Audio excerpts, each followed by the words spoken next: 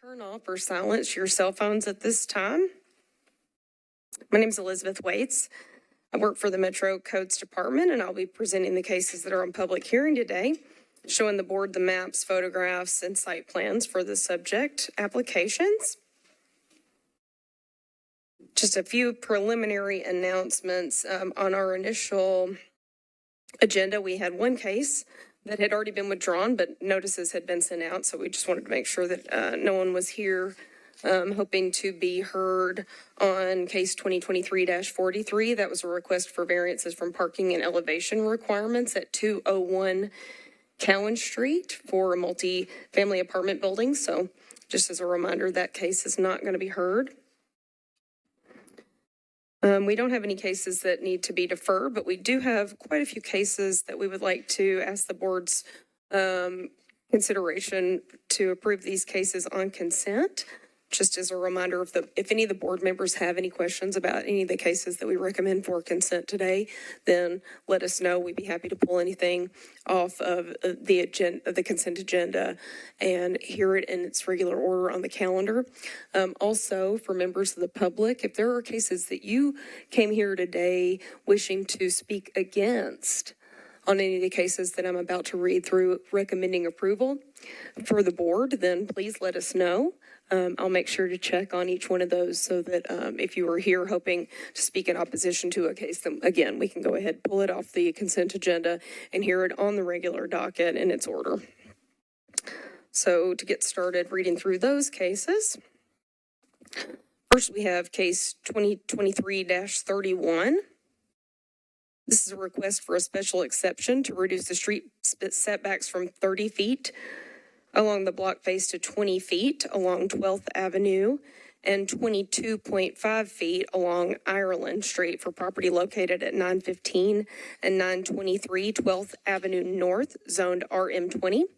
This case was previously before the board on public hearing last regular meeting on April 6th. It was deferred at that time for further consideration regarding the landscaping plan. The applicants have submitted a detailed landscaping plan since that time. And so we would like to add as a condition of approval, contingent on the board's agreement that they would obtain the urban forester's approval prior to issuance of the permit. Is anyone here wishing to speak against that case? The property addresses are 915 and 923 12th Avenue North. The next case that we would like to recommend for consent approval is case 2023-32. This is a request for a special exception to allow a two-family adaptive residential development and to waive the landscape buffer requirements for properties located at 3838 and 3840 Dr. Walter S. Davis Boulevard, zoned CS. The planning department recommended approval with conditions, and I'll read those conditions out. Is anyone here wishing to speak against that request, 3838, 3840 Walter Davis Boulevard? The conditions for approval, subject to the board's agreement, are that 50 feet along the northern property line would remain undisturbed to protect the existing vegetation, that impervious parking pad and entrance should not exceed 1,500 square feet, and the provision of access for construction of a greenway if that's requested by the Metro Parks Department. Next case we would like to recommend for your approval on consent is case 2023-35. This is a request for a variance from the setback requirements to permit a 6-foot rear fence, 6-foot height, within the side street setback along Elliott Avenue, which is a corner lot located at 900 Wedgwood Avenue, zoned R8. We would like to add the condition that that a corner visibility mirror be added to the exterior of the fence to protect visibility between the driveway and the drive aisle and the sidewalk for pedestrian safety. Is anyone here to speak against the request at 900 Wedgwood?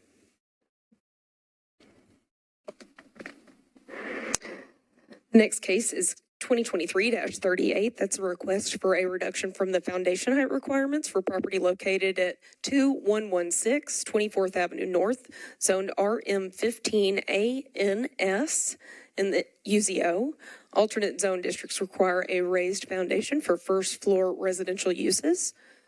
Was there any members of the public who are here wishing to be heard on 2116 24th Avenue North in opposition to that case? I don't see anyone.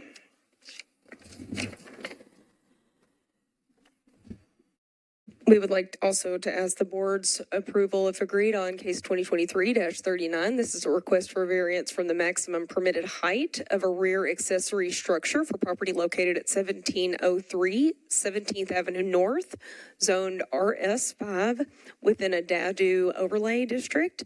The applicant is seeking to construct a rear structure that would exceed the height of the principal residence. Was anyone here wishing to be heard against case 2023-39 that's located at 1703 17th Avenue North? I don't see anyone. Two more cases that we would like to ask the board's approval, and at that time I'll also ask the board members if there are any cases that you all would like to hear instead. So case 2023-42 is a variance request to reduce the rear setback from 20 feet to 10 feet. And the side setback from 10 feet to 5 feet to construct a detached garage for property located at 2425 Cabin Hill Road in the RS15 zoning district. Zoning code allows a 3-foot rear setback, 5-foot side setback in the rear accessory structures that are less than 700 feet. However, the proposed structure is 855 feet, so those allowances didn't apply. Is anyone here wishing to speak against the rear structure at 2425 Cabin Hill Road? I don't believe so. And then the last case is 2023-44. This is a special exception request for a large daycare home at 1915 Valley Park Drive in the R10 zoning district. The codes department has verified that the applicant's lot meets the zoning requirements for minimum lot area, minimum distance, occupancy, and the play area fencing and noise requirements. We would ask for, upon adoption, that a couple of conditions be applied pursuant to Rule 8 of the board's rules, which is that the hours of operation of the daycare would be 6 a.m. to 6 p.m., no earlier, no later, no dogs on the premises when children are present, and no swimming pool may be constructed on the premises. Are there any cases that the board members would wish to hear in lieu of approving those cases? I just wanted a clarification. On case 2023-32, the way the docket is written, it mentions a variance for payment in lieu of sidewalks. But I don't think, you didn't call that out, so I don't think that's part of that variance. I mean, I'm part of that case. Case 32 is the one at the one Walter on Davis. Yeah. It's on the front page. I'd have to look at the application. No, it's no problem. I can clear that up. This case was originally filed with that. We are taking that request back before the sidewalk committee meeting, which will be heard this coming Tuesday. So it may be back here, it may be handled there. But he filed in preparation of not sure of the timing between the two committees. So we're working with him on that. So just also wanted to add, I don't know if we asked if there was any opposition to the daycare on Valley Park Drive. I don't know. Thank you. You may be right. Is there anyone? Okay, actually, we do have someone here. So thank you very much, Mr. Newton. So we will reflect that case as being heard and not being approved as the case is on consent. Mr. Chairman. All right, we would ask at this time for a motion for the remaining cases. Make a motion to approve with the recommendations. Second.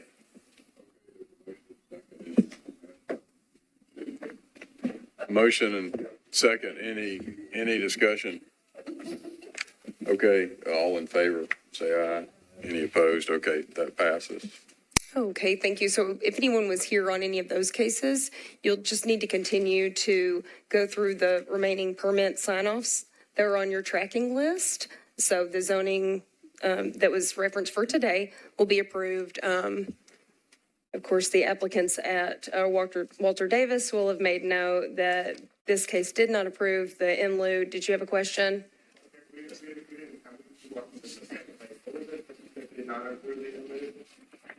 3838 Walter Davis Boulevard. Do you have questions about that? I'll talk to him. Yeah, exactly. That wasn't before the board, and what we're going to do is, I think the zoning administrator or myself will come speak to you as soon as we get an opportunity to clear that up for you. Okay? All right, anything else? All right, thank you so much. We'll go ahead and get started on those cases that are for hearing.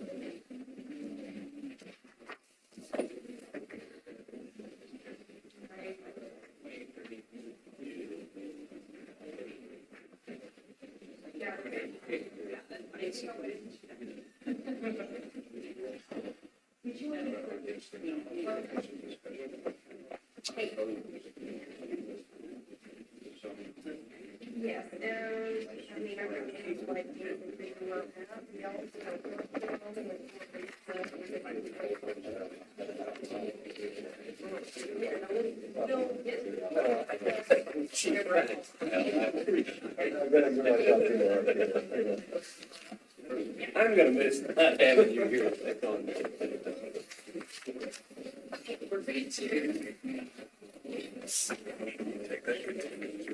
All right, everybody, thank you for your patience. I'm just going to go ahead and make sure that we can all hear one another. Thank you. So,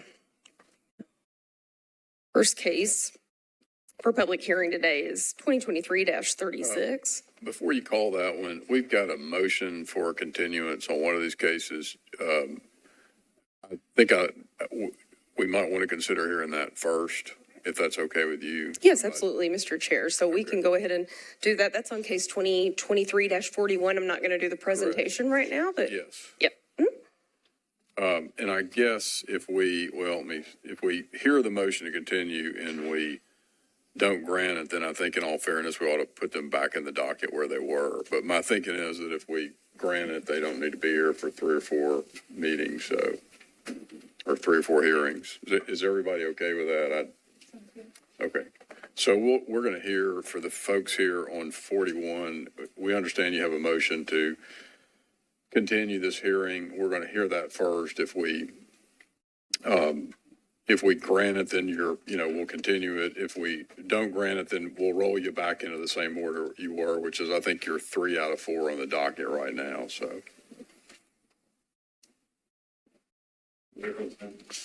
Sure.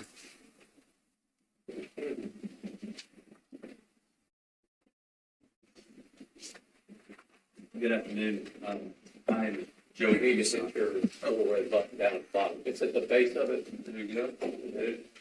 There you go. There we go. Hear me better now? My name is Joseph Fuson. I'm an attorney at Freeman & Fuson. This is my law partner, Mark Freeman. We represent the Fusons, no relation, even though the exact same spelling. We may find out we are related, but we were retained in this case recently. Upon being retained, we immediately sought to push the hearing out to give us more time to prepare. In doing that, we reached out to counsel. That was, we were unsuccessful in getting an agreement to continue it. So we went ahead and filed a position statement asking that the matter be continued or deferred to a different hearing date, or in the alternative, it be denied outright. So the basis originally was that we needed additional time to prepare. We went ahead not knowing if the board would continue, and did our best to provide as good of a response as we could. And so today we're here asking for it to be deferred or continued to a different date, and we've laid out the reasons for doing that. In addition to the time issue, we also think there's more substantive issues the board should consider as far as pushing this out, and the main issue being that there's been nothing new that's happened since the last hearing where the board denied the variance. So Mr. Fuson, has anybody filed a petition of any kind in this case in the Chancery Court for any determination as to what the property line is here? No, we have not, and I'm not aware of anybody that has. I know there was a lawsuit that we've just started to try to find out more about between the contractor and the surveyor. Those aren't our contractors or surveyors, but JDG's contractor and survey. Apparently there was some litigation, and I'm not going to speak for Mr. Johnson, but I'm not sure he knows much about exactly what the contents of that lawsuit were, but I don't believe that would have been to establish a property line. And Mr. Fuson, what do you need more time for? Because I've read through this file, and I mean, you mentioned something about having witnesses, but other than your clients who are the next door neighbors who have this, it's supposed to be a 5-foot variance and it's built at 3. Other than those folks, what other witness would have compelling testimony about this? Yeah, I think you're correct. I'm not sure there's many other witnesses. Really, it appears from the position statement that it's kind of, they're conceding that we're right about the property line. I know that we've got a UNO for our property, but then at the same time, they're saying, well, we don't know, and we think it's still in dispute. So, witnesses in my mind would potentially be if they were going to obtain a new survey or if we needed to get some kind of expert to do that. But you're right. I think that at this point, that's not necessarily a big concern of ours, of us having additional time to prepare as much as it was right when we got involved and filed that. So, Okay. And we're still trying to investigate the matter to determine whether a petition in Chancery Court should be filed. And so my position on that is if we defer it a week or two, that'll give us an opportunity to file something if we feel like it's appropriate. But then what would happen to this? I mean, they're not going to go away because you file something in Chancery Court that's going to be there for a year and a half. And it's still going to be here. Correct. But Right. We basically have had a week. That's not a lot of time. Right, but whatever you decide well, I understand, but whatever you decide about the Chancery Court case. Yeah, and I was trying to address. Or you don't file, you're still going to be here. True, and I was trying to address Mr. Bradford's comment about that. But the fact is, a week for us is not, that's not a lot of time to come in here and be prepared. And I don't know that another week or two will hurt anyone to allow us to do further due diligence and preparation for a hearing. And we may come back and determine that, we didn't think there was a witness, but maybe there is. And I don't know that there's any real prejudice to anybody to allow us to do that. Sure. Well, I would agree with y'all. If there's no prejudice, we'll hear from your opponent, but I don't know what the prejudice is, but I expect that it may be that there's a construction loan and a closing set, all those kind of things you get into when you have real estate that's sitting there not sold, but we can certainly ask about that. Yeah, and my response to that is if there's litigation involved in this case, that's probably going to impact all of that as well. So they may want to rush and get this approved, but if a lawsuit's filed, that may be difficult to get to closing as well. Well, I think that the reason they're here is that if litigation is filed, then it really doesn't matter where the property line is, because if they have a variance, then that's the litigation, I think, is going to be pointless. Well, I would say that our clients, over the course of at least a period of 6 months, did incur damages. They incurred it with the delay of the property being able to close on their front. If you recall, they were here in November asking for and it wasn't until sometime in January they actually received that. And ultimately, we believe the board's concluded that their survey is correct for the purposes of the variance hearing. But I would also say that if they're also back here fairly quickly within the 6 month time period, and there's been no new information, I would assume they're next, based on the hearing and you guys' ruling on January 19th, that the step should have been, I would assume, to move the garage and then possibly present that new information that the garage is in compliance, it's sitting on the property line, move that over. And what I've read is that they're in the process of trying to do that.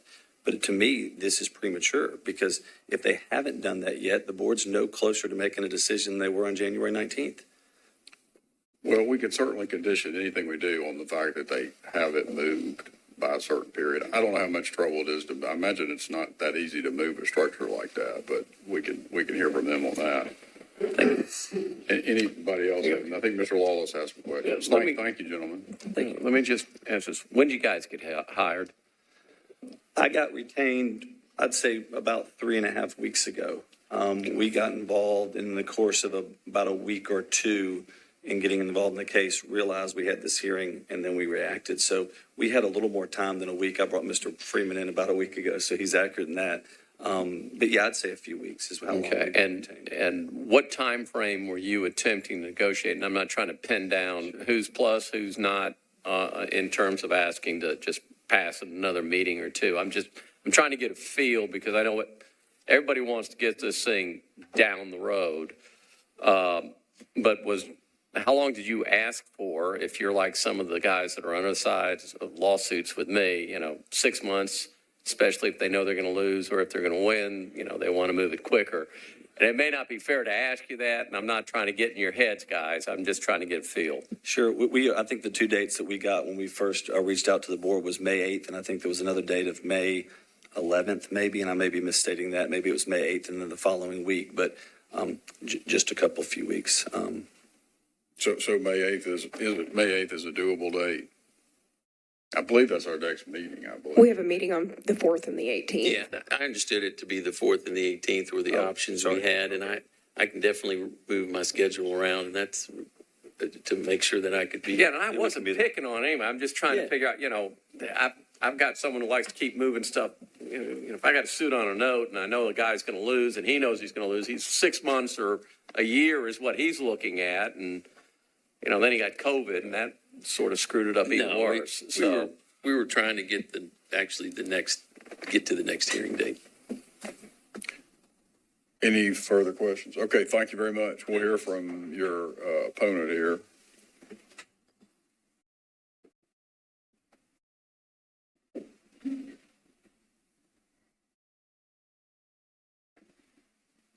Good afternoon. Michael Johnson. Go ahead and turn that microphone on, please. Thank you.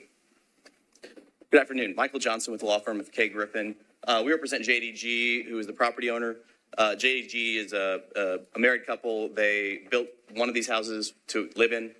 The other, they are selling, the B unit. And the purchaser of the B unit's in the back if you'd like to hear from them. But basically, this being the third hearing on this matter, our clients, when the Fusons hired an attorney, I think they contacted us on Friday and said, hey, can we continue this? Our clients were like, we just want to go ahead and get this resolved because this is a very narrow issue today, which is the minor setback issue on the 1042B residence. Nothing to do with the garages. And if we agree with you on that, what's the prejudice for waiting 2 weeks? Because that's what I think our inclination, I think for all of us, probably to give them time unless there's something that is, unless you can show us there's some kind of prejudice here. There's nothing on the immediate horizon other than obviously just they've been trying to get out of these high interest rate construction loans for the past 4 or 5 months now, trying to get their UNOs and get closed on this. So that's 2 weeks of increased interest on the construction loan. That's right. What's that differential? Is it 9% to 6%, or is it? No, they're at somewhere around $20,000 a month right now. Is what their payment is on the construction loan. So yeah, we've just been trying to stop the bleeding, and get them into traditional financing, get the UNOs, and now since the last variance, settling with the surveyor, we did mediation, and then getting the garages moved. We've gotten a couple quotes. We've hired somebody to do that, so that way those won't be an issue, and then we just get this variance for the B residents, and then we'll be good. So that's the idea. Okay. Anything else? No, that was all in terms of some of the board members may have questions for you. Okay, no questions. Okay, we'll close the public hearing and discuss. So the issue is I'm just, so sorry. Mr. Chair, can we just ensure that there's no one here from the public wanting to be heard? I wouldn't think so, considering that this has been heard previously, but if we could verify that. is there anyone else in the audience that would like to speak for or against okay, sir, if you're going to speak, if you'll come up here and have a seat and give us your name and address. So we haven't actually had a public hearing on the substance of the request, so I just wanted to point that out for the board, Yeah. because this gentleman, you all may want to hear from this gentleman, even though it's premature before the actual hearing that you may or may not have, depending on your motion, but we might want to find out if this gentleman is available next time or not, and maybe just give him some information about how he can can come on up. write into the board if he's not going to be available to attend the meeting, if you all decide to defer it. And if you'll turn that, there you go. If you'll give us your name and address. Jay McCroskey at 404 Van Buren Street, Nashville, Tennessee. Okay, and the issue, we have a very limited issue here today, which is, do we have this hearing today about whether this variance should be granted, or do we push it off a couple of weeks as the applicant has asked? So what do you have to say on that topic? My wife and I are the purchasers, of 1042B. Okay. And we have a lot of money paid to the builder of this. We'd like to get this finished as well as quickly as possible. My understanding for this hearing was that we all want to move the garage, no doubt. My understanding of this hearing was to get the approval to get the write-off on the house itself, and then say, hey, we're going to move the garage so that it is all in line and we can all move forward. And that's all I'll say. So if this is pushed off for 2 weeks, how is that going to affect you? Another 1/4 of rental that we're renting in 404 Van Buren. The loss of hundreds of thousands of dollars of interest that we've had to pay the builder. Not over 2 weeks, though. Right? I mean, we're just talking about. We're talking a year, Yeah, right? we're talking a just year, talking right? about So- what's the damage to you from today versus having this heard from two weeks from now. And I hear you. Yeah, mental, right? I'm down 30 pounds. I mean, there's a heck of a lot of mental stress going on in my family because of this. Okay. Yeah. Do y'all have a closing date set, or are you just holding that? Yeah, I want got to. you. Okay. I understand that. Yeah, I mean, we're probably anticipating with all this, once they've moved the garages, once they finish the construction, once they finish the punch list, once we get it reappraised, all that happens. We're looking at probably September. Is the garage supposed to be moved in the next 2 weeks? No, we have the subcontractor that's going to be doing that. They specialize in this. They're coming out Monday to give us a start date. So, Thanks. Okay, any questions for Mr. McCroskey? I think it is. Okay, before we close the public hearing, is there anybody else in the audience that wants to speak about this issue, or whether we continue this or not? Okay, seeing nobody, we'll close the public hearing. Thank you, gentlemen. You can have a seat, and we'll discuss. And the garage isn't going to be moved. If the garage is going to have to be moved before they close, and the garage isn't being moved in the next 2 weeks, I don't see any harm to a 2-week continuance of the matter.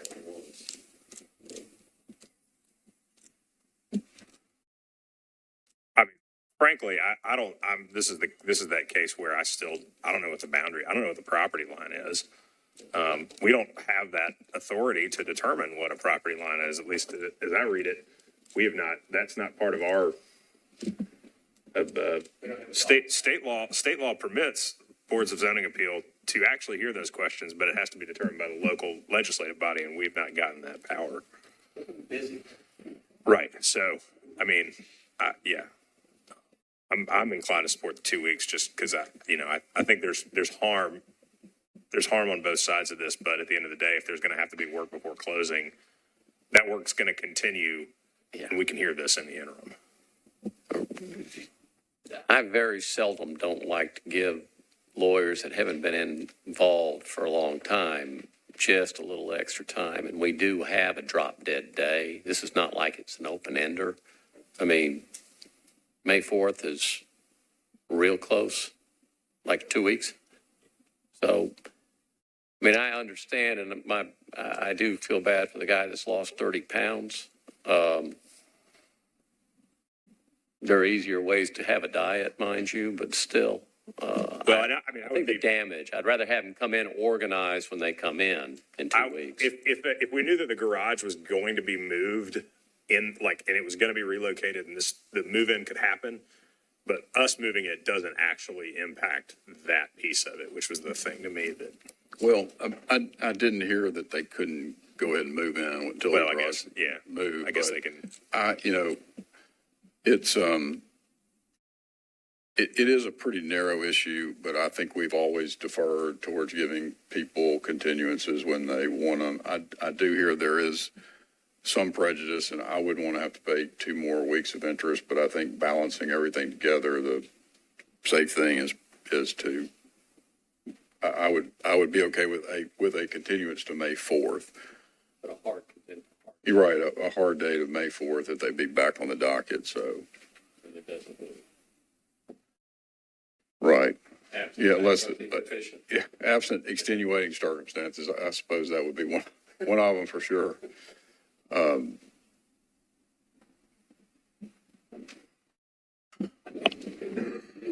I'll move that we approve that we allow a 2-week continuance and reset this case for May 4th. Second. Okay, any further discussion on that? Okay, all in favor, say aye. All opposed? Okay, well, did we get 4 or 4? 4 to defer? Okay. All right, so that'll be deferred until May the 4th. Yep.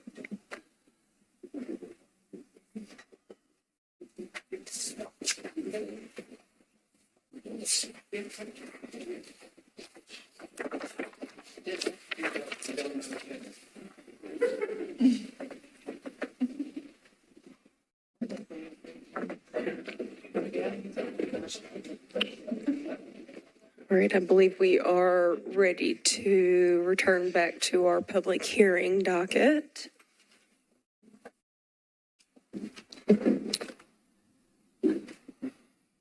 Case 2023-36. This is a request for a variance to reduce the side setback from 15 feet to 12 feet and the rear setback from 20 feet to 10, and for a waiver of the rear placement requirement for a detached accessory structure under the residential accessory structure overlay in order to construct a detached garage at 202 Rolling Mill Road, zoned RS30. I just have one question really quickly. Apologize.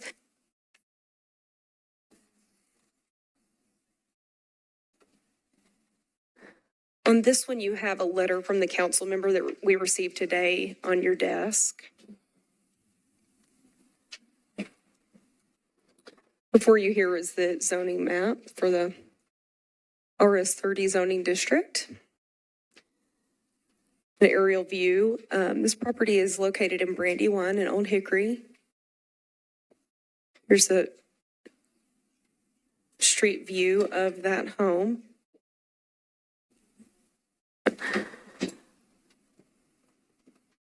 Here's the side yard where the applicant is proposing to locate the detached garage. Another view. And this is the site plan that's been submitted by the applicant. I've also got an enlarged picture to depict some of the hardships and the landscaping that's shown in the site plan for the applicant. Is there anyone here wishing to speak against this request today? I don't see anyone, Mr. Chair, so Mr. Malone, if you would please come forward, state your name and address before you get started. You'll have 5 minutes to make your presentation.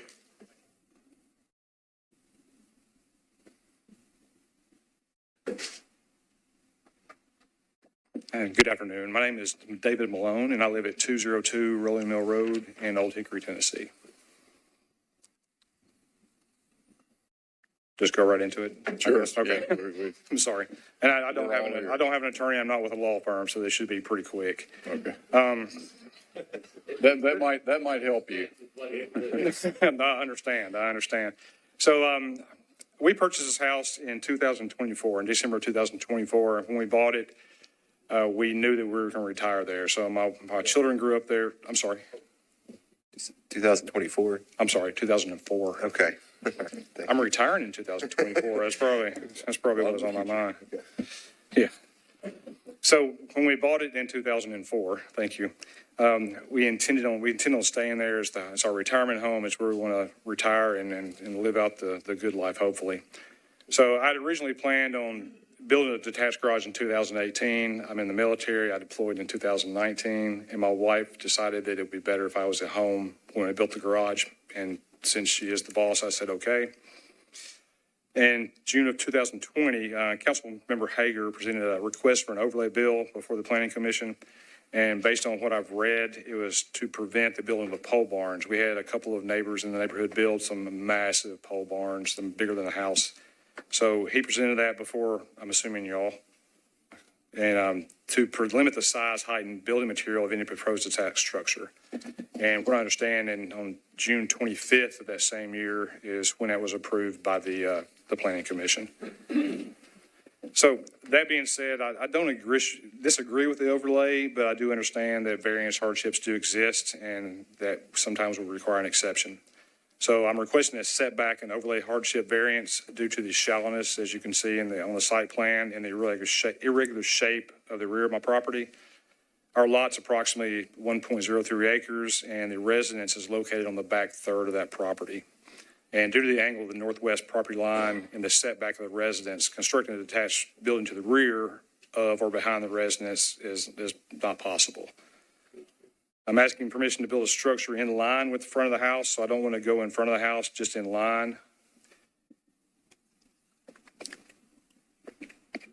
I'm also requesting a setback variance so that the structure can be approximately 10 feet from the side property line and 12 feet from the rear corner of the property line at the closest point to that property marker, that concrete marker in the ground.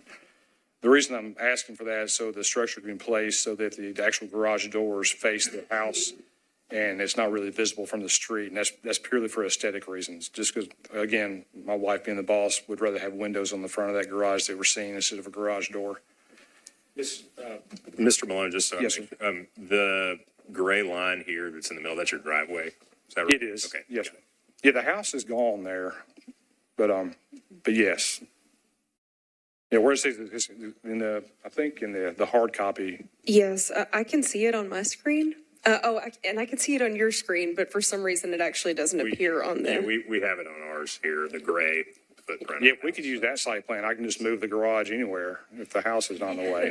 That'd be awesome. So if you can base all your decisions on that picture, but if we can just move on. So the planned construction, my request is for a 672 square foot, 2-car garage. The construction is going to be the same material as the existing residence, which consists of brick and architectural asphalt shingles. And as I stated earlier, the vehicle opening would be facing the residence, again, for purely aesthetic reasons. The plan is to have windows placed on the street side that match the house and just to kind of better enhance the structural appeal and to better match the existing structure. On an additional note, and this doesn't play into really anything, this hasn't been a bad process. In my mailings, I included a personal letter to all the residents, saying, hey, this is what I'm planning on doing, because of course the required mailing is kind of vague, and included a site plan with it, offered my phone number, and I've met more neighbors in the past month than I have in the past 12 years, and it's all been positive. They've been extremely positive. I met some other car guys. I met a couple of Vietnam veterans, which is I'm in the military, so again that's kind of close to my heart. So regardless of what happens, I've got some really good neighbors I didn't know I had. But pending any of your questions. I do have a question. Do you absolutely need the 32 feet between your existing residence and the proposed garage? Usually you can make a turn and you back out a car in less than 32 feet. No, I mean, I think I could get closer than 32 feet. Okay. Absolutely. The one reason it's set 32 feet back is the big tree right there in front of the proposed garage is a very mature magnolia. Mm-hmm. And I didn't want to interfere with any of the roof system there because I want to keep that tree. It's one of my children has fallen out of that several times. So it's got some broken arms in it. Okay, so you're trying to keep away from the root structure? Yes, ma'am. Okay.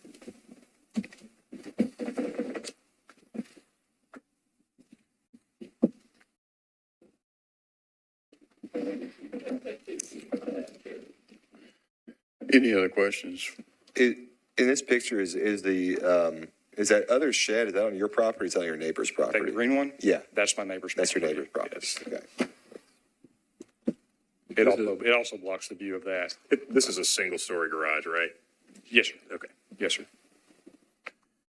Yes, the height's going to be the same as the residence, and the residence single story, so it won't exceed that. So the primary purpose was to protect the maple tree up front, right? Both On the side. Both of those, the magnolia tree is behind the tree on the left. You can't really see it. You can see the branches, but closer back behind the white car, there's a mature magnolia tree. But yes, the two trees on the front yard aren't going anywhere. I mean, they're older than I am. There you go. There's the tree. And we're protecting the, Yes, sir. Any further questions for Mr. Malone? Okay, we'll close. Thank you, sir. We'll close the public hearing and Thank you, sir. discuss. I have a question for the code staff that, I guess, what is the issue with this, I'm not totally familiar with the overlay that he's referencing. Is the main issue that it's not behind the house, is beside the house? Okay, that's the only, I mean, yeah, besides the setback and things like Yes, that. sir, that is the issue. The overlay was explicit that it had to be behind the residence. And the applicant and I actually talked before filing this appeal. For us to be to the rear of the residence, I'd have to be behind the back plane of completely behind the rear plane of the house, so. Which is, that's the only one I've heard. When they told me there was an overlay, I'd not heard of that, but apparently this is something in that district.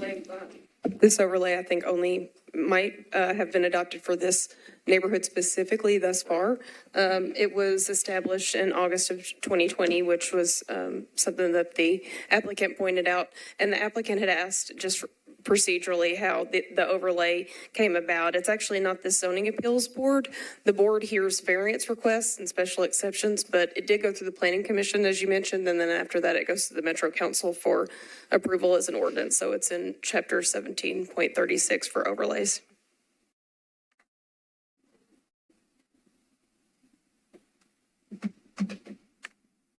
Well, with that, I mean, I do see a hardship here based on the shape of the lot, and I don't know. I think we can probably put some, if we allow this variance, I think we can put some conditions like it's of the same material as the house and it's not higher than the existing house and things like that. And my personal thought to it is if this was, if he just built a roof across there, he could build this as probably part of his house. I mean, if it could be an attached garage. So I do see a hardship here. I'm interested to hear others' thoughts. I agree. The lot is odd shaped, and we're trying to work around the trees and preserve the existing trees. Yeah, the placement of the house on the property to me renders it impossible essentially to satisfy the behind requirements. So, and it's not a hackberry. no. Well, I will then move that I'll make a motion that we approve the variance with the conditions that it's of the same materials as the house and no taller than the existing structure. with those conditions. So my motion would be. And windows in front. Yeah. Comply with what the wife wants. And the garage doors don't face the front, I guess, yeah. So with those conditions, those would be conditions of my motion, so. Okay, second. Okay, there's a motion and a second. Any further discussion? All in favor? Any opposed? Okay. That passes. Yep, you're welcome. Thank you. All right, And actually, next the height of the structure and the building materials, one of those is just in the zoning code for the accessory structure. The other one's in the zoning code for that Okay. accessory. I thought for it the might be, but accessory I figured we structure throw it overlay. on there just in case. Yes, so, but we'll definitely show that the garage doors, would not be pointing toward the front on the order. Yeah. Okay, before we call the next case, we're going to take about a 5-minute break if we can. Okay.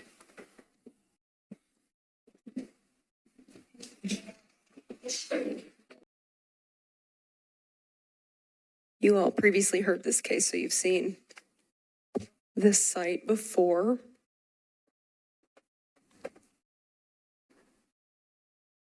This is a survey. And then this was the applicant's site plan. The applicants would have to speak to whether this is still the existing site plan, but at this time, we will hear from the zoning administrator. And let me ask if there's anyone here to speak in opposition. I know that we've got, so I believe we'll have 10 minutes per party. So zoning administrator, the applicant, I assume she's here, okay, and then parties in opposition. Yeah, I'll go ahead, the applicant, if you'd like to. Come on up and have a seat here. I won't take 10 minutes of mine. Just to inform, this type of appeals is not our usual case like you see, and for those watching at home, this is an IMA appeal where an applicant, being a party or a non-party, can appeal my interpretation or decision regarding the zoning code. So this type of appeal starts with me stating, here's what I did and why I did it. In my 10 minutes, along with questions from the board. Obviously, the board can ask questions of any of the parties here whenever they want to, but I'll go first and I'll use my time. I will not take 10 minutes today. Then next, the applicant who appealed will have an opportunity to present their case in their 10 minutes. Just a reminder to the applicant, you will want to save a little bit of your time to rebut testimony that somebody else might give, siding with me or in opposition to your appeal. And then we'll hear from those parties opposed. The only person entitled to a rebuttal would be the applicant here. So I'll get started with my part. Let me start my own clock here. Here we go. This case comes before you based out of a filing before the Sidewalk Waiver Committee. The zoning code on this property requires sidewalks to be constructed along both road frontages, along Gallatin Pike and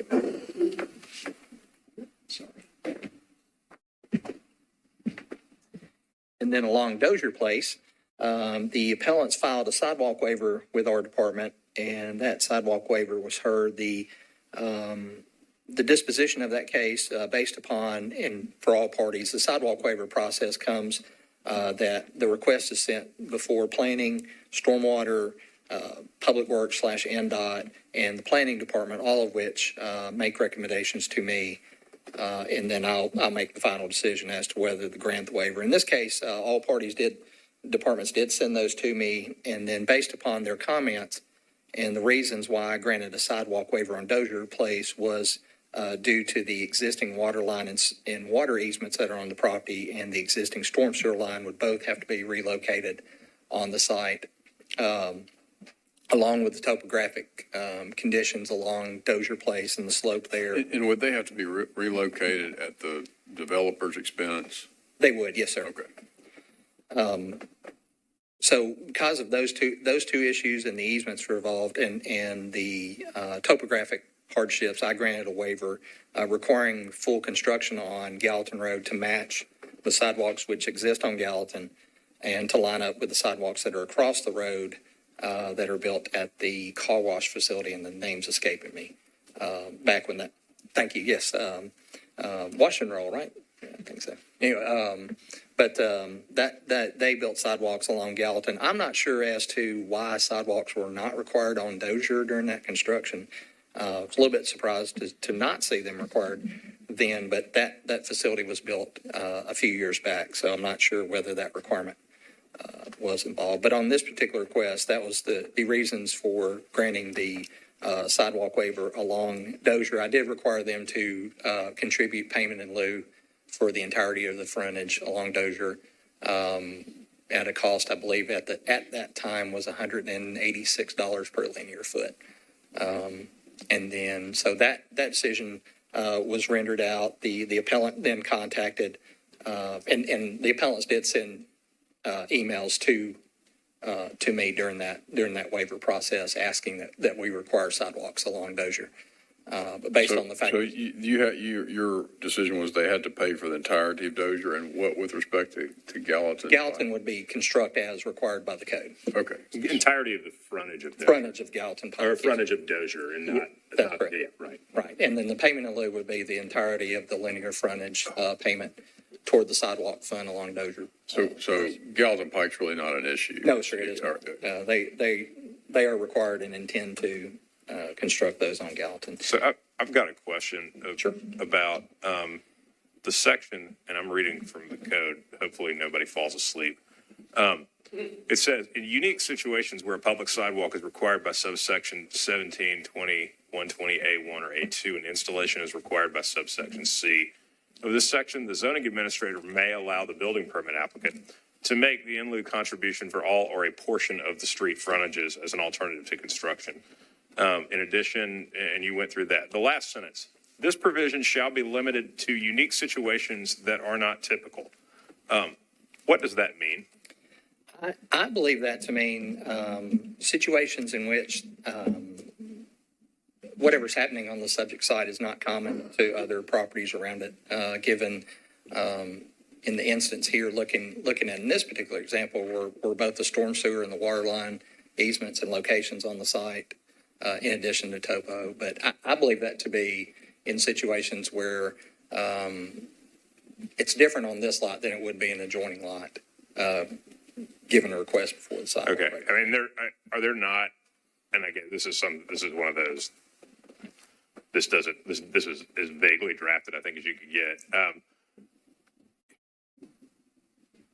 Are there not issues countywide where you have water lines and drainage easements in or around areas where sidewalks will need to be built? There could be instances where that occurs, sure. Okay. And topography obviously varies as well from site to site. Yes, oh, absolutely. Okay. Absolutely. All right.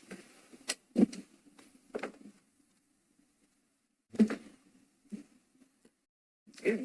That's the extent of my presentation. Unless you have any other questions for me, immediately I will cede the remainder of my time, and I will reset the clock for our applicant here. And if This waiver application was previously denied, then came before this board as a variance request, which was denied, and then it came back before the committee. Yep. What changed from the time when it was previously denied to the second time it was heard? in those, the appellant submitted the original request that we had before the committee initially did not discuss any of the easements or water line issues that were there upon that submittal. They based their, if I recall, their submittal just strictly on topographic. It was denied, and then it came to this board. There was documentation of a consultation with Stormwater where they basically said the retaining wall needed to be built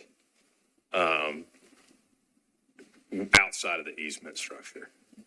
Is that correct? Yes. Okay. Yes. And that was their comments to me during the Okay. second waiver. And do you know if there was ever any effort to get a variance on anything from the Stormwater Management Committee? I'm not aware of anything. Okay.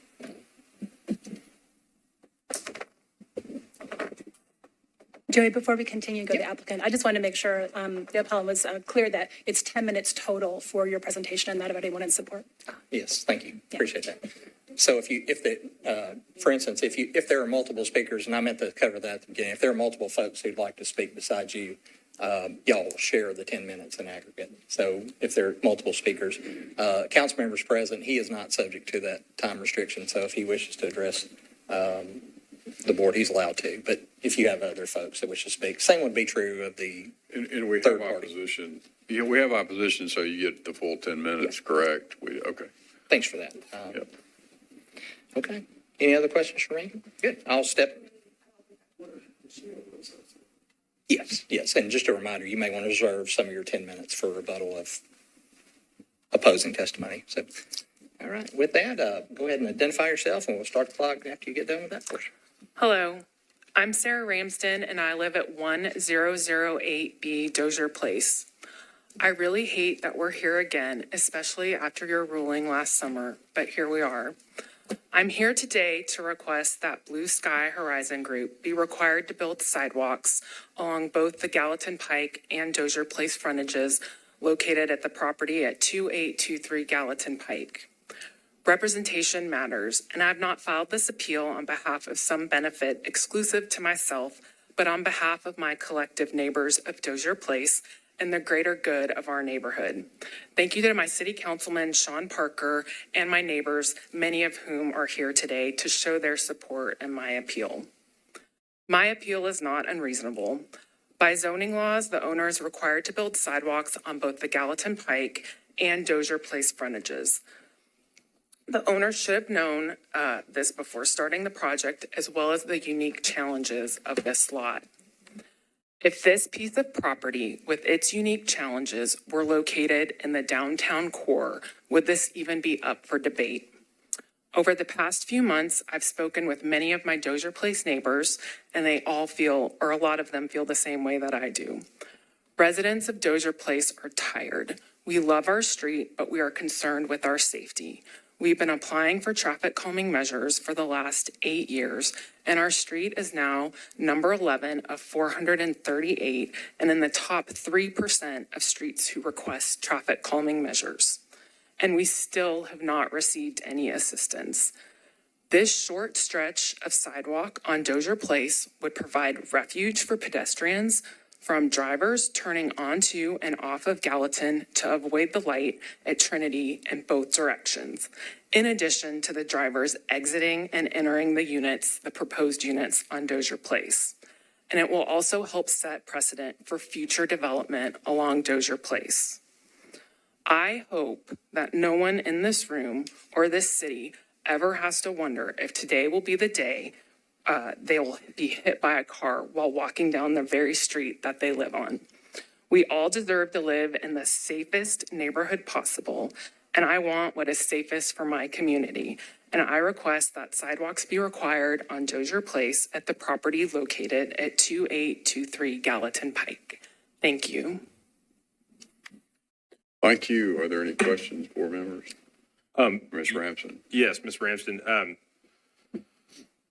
Do you have familiarity with other sidewalk Yeah. issues around the community? Are you aware of other circumstances where there are issues of having to either relocate water lines or drain lines? I am not that familiar with that exact issue, but I can only imagine with a metro government of our size that would occur elsewhere. Have you had discussions with, and I think this is in Councilmember Parker's district, discussions about getting a sidewalk built by Metro?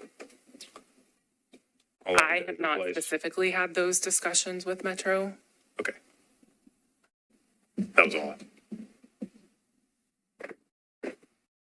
Anybody have any further questions? Okay, you should have some time for rebuttal if you would like it. And just to verify whether there was anyone else that wanted to speak in support of the application, so anyone else that wished to be heard. I had asked Tamika if people would be able to speak, and she told me they would not be able to speak. So I don't know that anyone else came prepared.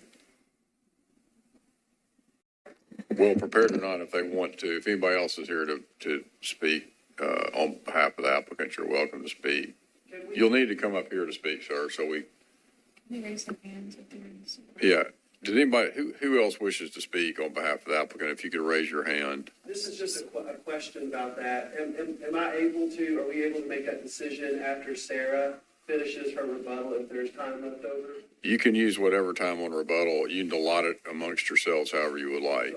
I could make that decision. Yeah, we can hear from the opposition and then y'all can decide how much time do they have left? Oh, you've got 7 minutes and 37 seconds. So if y'all want to talk about how you want to allot that on rebuttal, that's fine.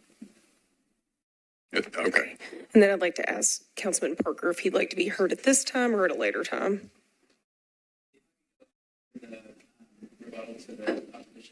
Yes. Can we just see who is in support of this applicant? If you don't want to speak, just raise your hand. Just wondering. So just 4 or 5 of you. Okay. Okay. Okay. Thanks.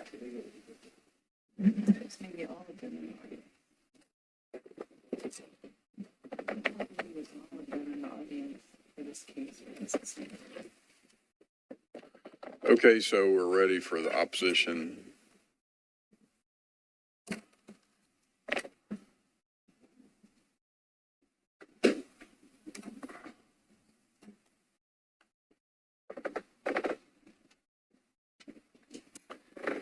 Good afternoon, board members. My name is Emily Lamb with Thompson Burton Law Firm, 1800 West End, I think, maybe 1801. 1801. 1801, thank you. 1801 West End, here on behalf of Paris Group, or Blue Sky rather, sorry, in opposition, not to the zoning administrator's decision, but in opposition to the appeal of his decision. First of all, I'm a little bit, I'm afraid I'm a little bit flat-footed here, caught flat-footed because the idea, I think, of opposition is to speak in response to the application and the support of that application. And I don't know what all of the support is going to be since the neighbors and the council member are going to speak after me. So I'm going to address what I'm prepared to address, but I don't know that I'll be able to answer all of their opposition to the zoning administrator's decision. But I would just start off by saying the applicant referenced, she said that according to the zoning law, that the sidewalk should be installed on Gallatin and on Dozier. And according to the black letter, strict compliance with the zoning law, certainly that is the case. However, the zoning law does contemplate a waiver. We followed the proper procedure, so we are still within the rights of the zoning law. We previously filed this application back in April of 21, the waiver application in April of 21, based on the information that we had at that time. That waiver was denied. We came before the board. After the board denied the variance request, we spoke with the zoning administrator because we had received new information that the committee, the waiver committee, planning, NDOT, and stormwater had not considered. So it's the same reasoning. It's not the same issue, but it's the same reasoning as a request for rehearing before the board, which you're all familiar with. If there is information that is new, that was not available at the time or could not reasonably have been available at the time, applicants are entitled to come request to be reheard. The same logic applies here. With the waiver application, we received information in July 13th, less than a week actually before our waiver variance hearing. We received information from stormwater that said, yes, this retaining wall, sidewalk retaining wall will be required, and no, you cannot build it within we will not allow you to build it within our easement. We were a week outside of our hearing before the board, so we came before the board. After that, we spoke to the zoning administrator and determined that because there was new information that the waiver committee had not heard, it would be appropriate to go back. It's essentially a new hearing before that waiver committee. New information that was not available nor could have been reasonably available. The law contemplates specifically that planning, stormwater, NDOT weigh in and make a recommendation to the zoning administrator. So it stands to reason that that committee should make a recommendation based on the new information. So we filed that waiver application rightfully before the waiver, a new waiver application. It was newly considered. In fact, it was far from a rubber stamp. It took 3 months to get the decision because of a glitch with City Works and the meeting and all of that to say it was a brand new application. They considered it. The standard for an item A appeal is the board should, if the board finds that the zoning administrator acted in error or arbitrarily, there has been nothing presented to the board to suggest that the zoning administrator acted in error or arbitrarily. What has been presented to the board is that we really want these sidewalks. And I certainly understand that and I'm sympathetic to that, but the sidewalks just don't make sense in this situation. We've got a 35-foot easement that stormwater is telling us we cannot put the required retaining wall within that 35-foot easement.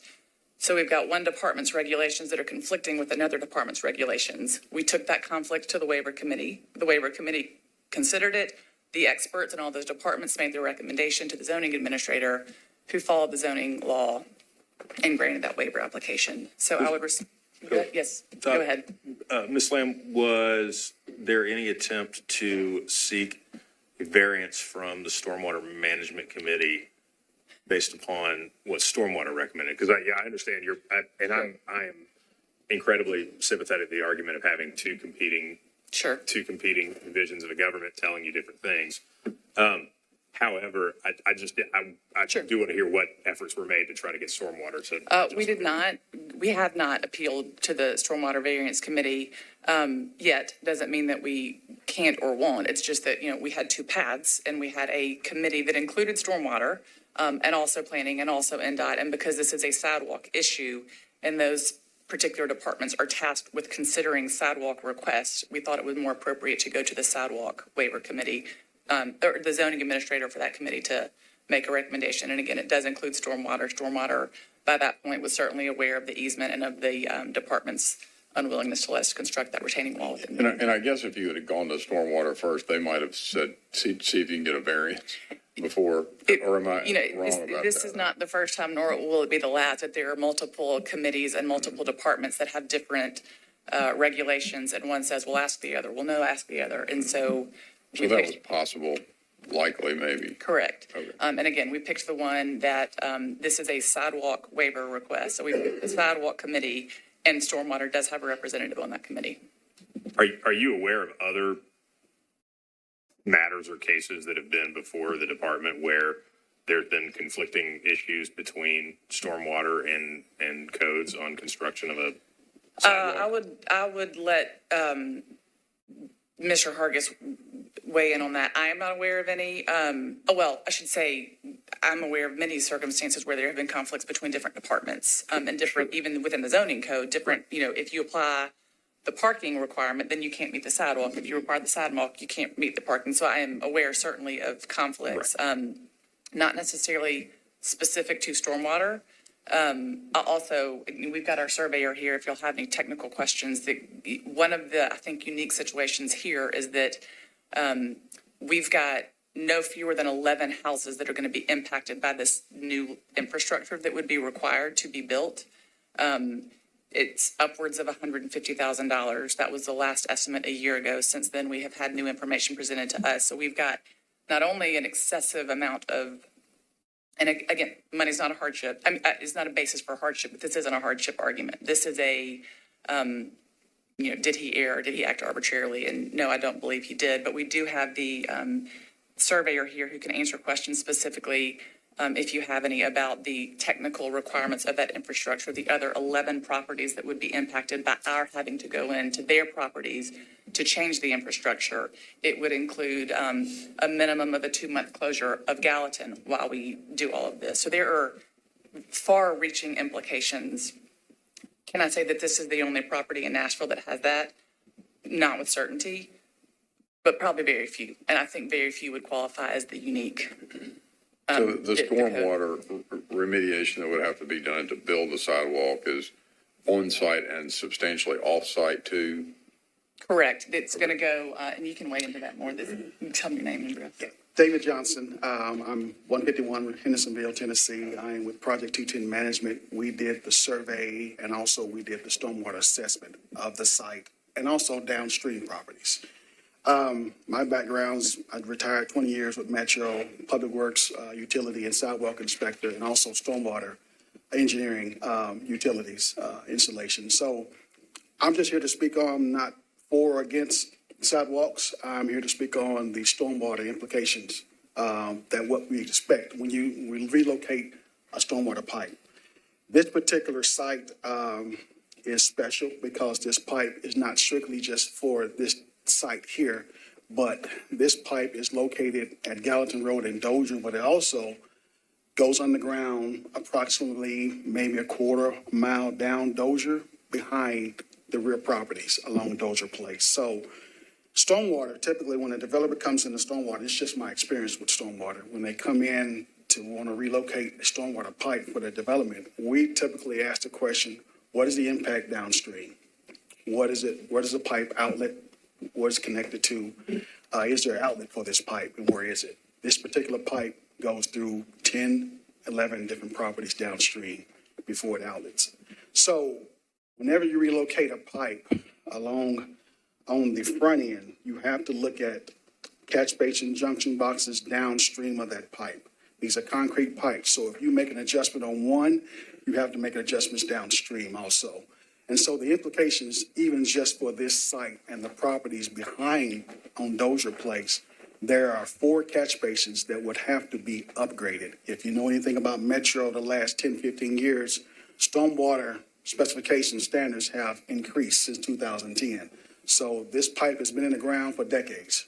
So if you touch it, stormwater basically says you need to bring it up to compliance.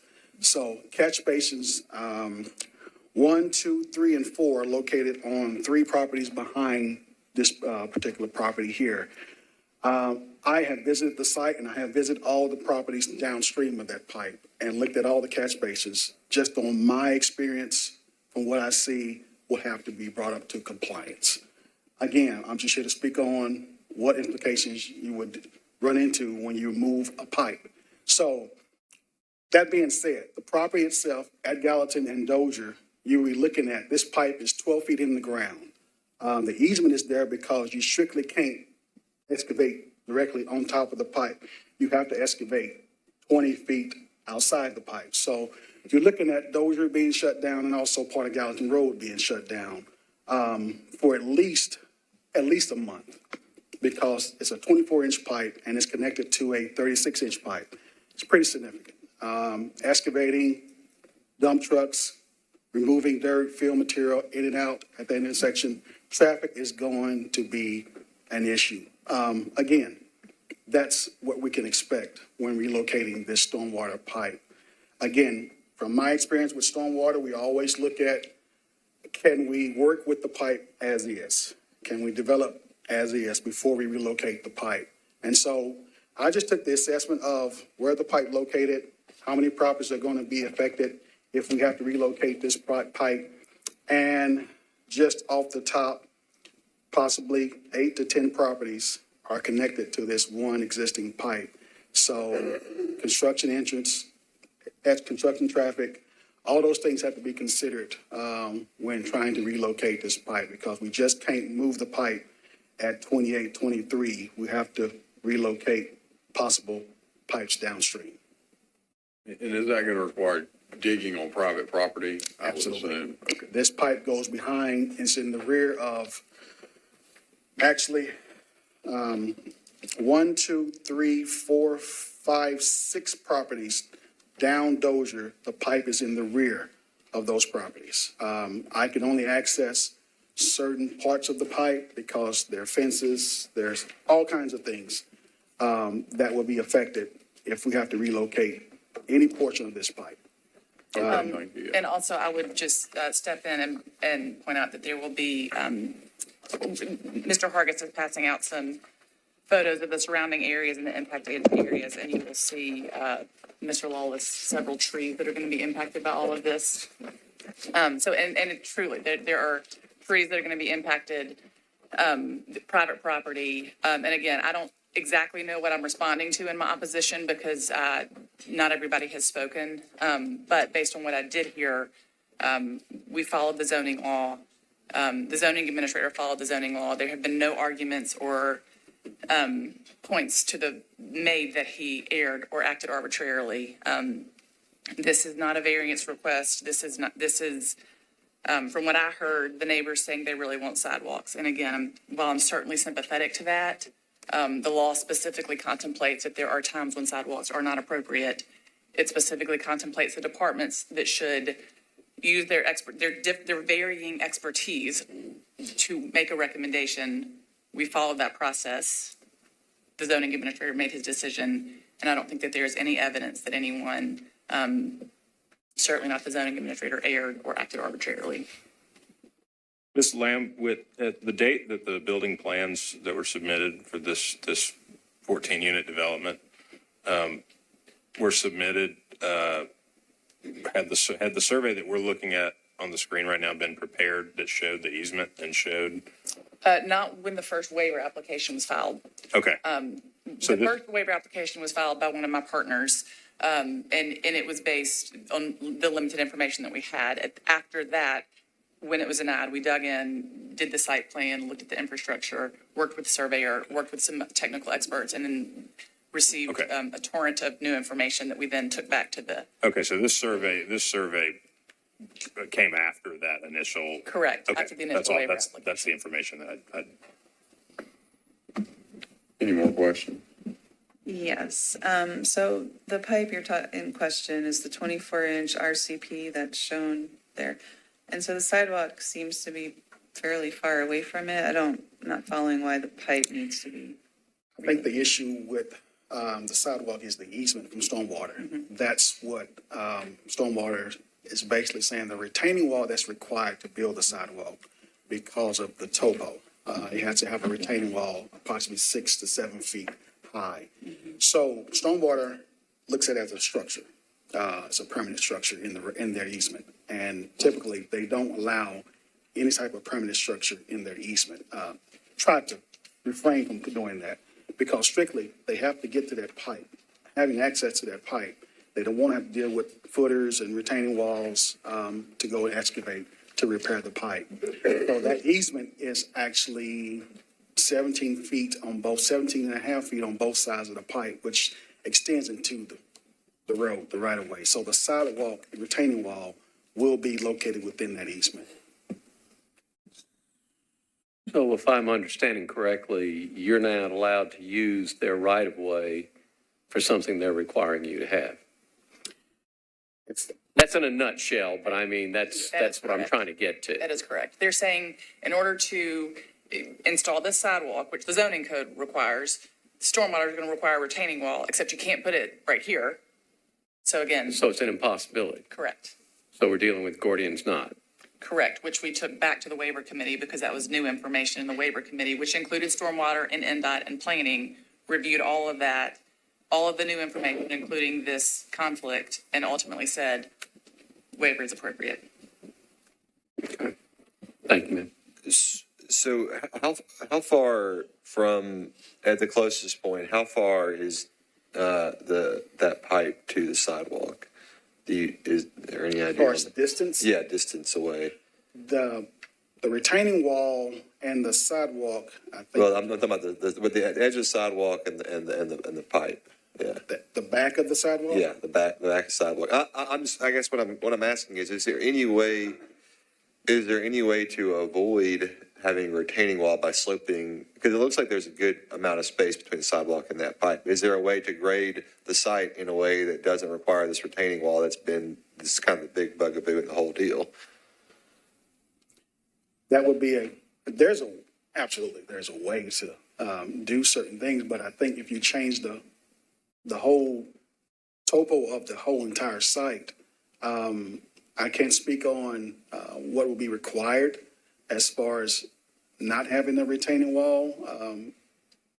But the retaining wall currently with the existing topo, would have to be installed.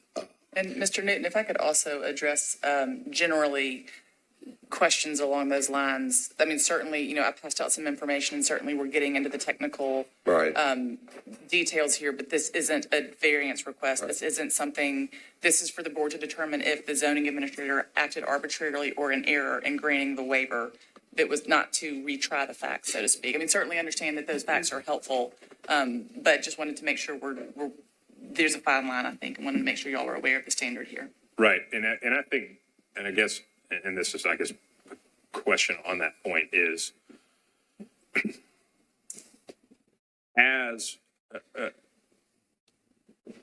I think part of our determination in determining whether the zoning administrator erred is whether the zoning administrator limited this to unique situations that are not typical, which is the provision in this section, as I read it, is sort of this is the thing. I think that this is a fascinating case. It's a hard one. And it, as a lawyer, it just gets my nerd heart going when I get to see a vague provision, and And you said somebody was going to fall asleep. yeah, exactly. I'm excited about it. Everybody else is probably bored to tears. And But my question, I guess, too, is in terms of working with storm, if the retaining wall were not required, would it be possible to construct a sidewalk without touching this pipe?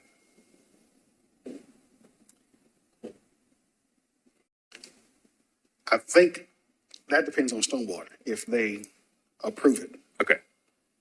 So basically, it would be, stormwater would have to understand whether there's a way to do this without the wall in order to determine. And so I guess where I'm going with this is, to me, the concept of whether something is limited to unique situations that are not typical is have the options been exhausted and pushed?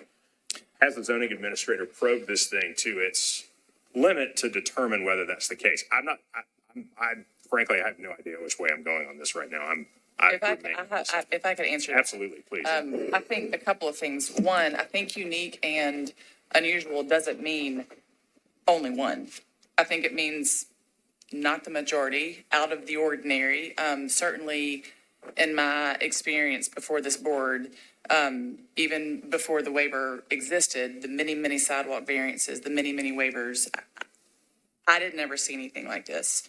Does not mean it hasn't happened, doesn't mean that that's an exhaustive search, but I would say certainly that this is a unique and unusual situation. And again, did the zoning administrator, really dig in and probe? I mean, he went to the committee and he sat in on that meeting and there was a stormwater representative there and they presumably talked through it and pulled it up on the screen and, stormwater, what's your position? And NDOT, what's your position? I do believe, as required by law, he considered all of those opinions. I can't say with any certainty, I'm not in his head. I'm frankly, I appreciate the insight as to what you think unique situations that are not typical means, because I don't think it means there's only one. I mean, similar, when you're looking at the topography, you can say that this is unique, this is unusual, but I don't think you can say this is, again, I'm not a cartographer. I've never gone out like Lewis and Clark and done all the, I don't know, but I know what's typical. I know what's usually seen, and I know that this is not what I usually see. So I know it when I see it, kind of an argument. Is the site plan that is in our packet with the parking spaces on Dozier, is that what's kind of planned for the site? Is it generally? So.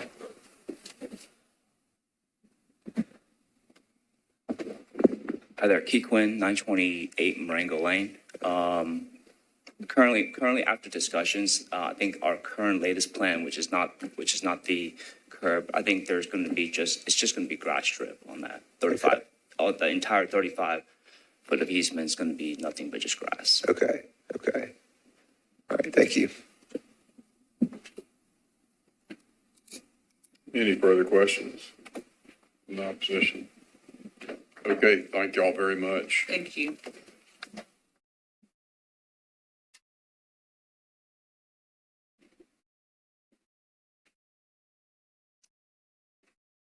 Councilman, did you want to speak next, or did you want to speak after the other applicants' supporters speak?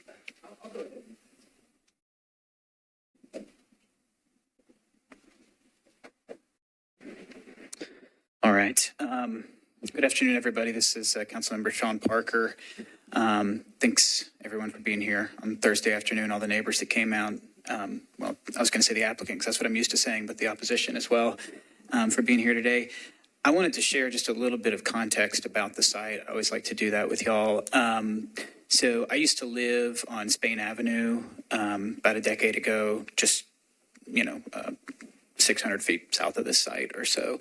I walked this area pretty frequently. It's really grown in recent years. My predecessor zoned much of Trinity Lane near this area to MULA, so we've seen some commercial development, some residential development there. The Grimey's record store has moved into the area, which is very popular, brings a lot of pedestrian traffic through the area. Dozier is used as a cut through by lots of motorists.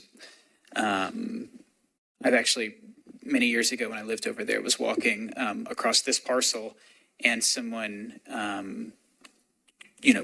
took a right turn onto Gallatin there, coming up Dozier, and came onto the parcel basically and nearly hit me, which kind of escalated into a little road rage incident, which was extremely not fun. So I'm excited to see this property improved from what it is. But, it's my understanding that, largely what you're weighing here is, is this a unique problem? Folks on Dozier have been asking for traffic calming, for sidewalks for many years. We've had sidewalks in the CIB for many years. And I'm looking at this map, and I mean, these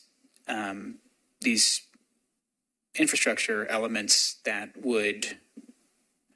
are the reason for the waiver request initially, I mean, they appear to be present on the neighboring parcel.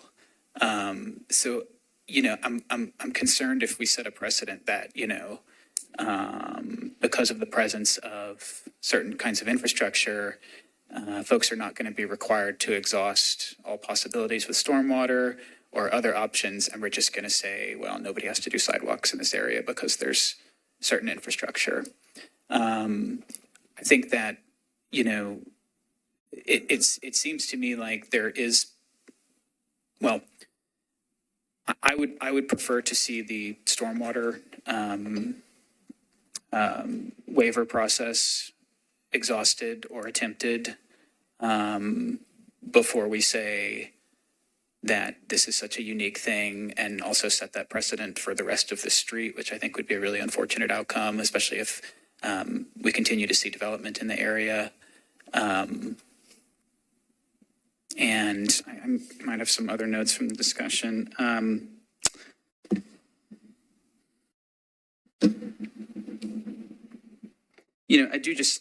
know that what we're talking about today is a pretty narrow question about the, uniqueness of the lot, or whether the zoning administrator erred. And I do just want to emphasize that those infrastructure elements are present on the neighboring lots. This area is really, it's gone from, a decade ago when I was living over there. Mickey's is a popular bar now. Mickey's was like a hole in the wall, the kind of place people started drinking at 4. Now there's coffee shops and doctor's offices and everything. And we really are just seeing a tremendous increase in pedestrian activity and neighborhood scale activity there. So, my ask would really be that folks try and come up with something with stormwater to make this work, rather than kind of running to ground here. Do any board members have questions for me? Yeah, I mean,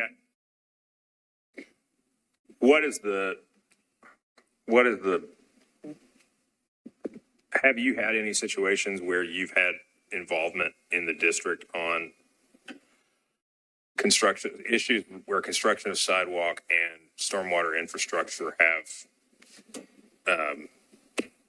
created either competing or seemingly onerous obligations on anyone?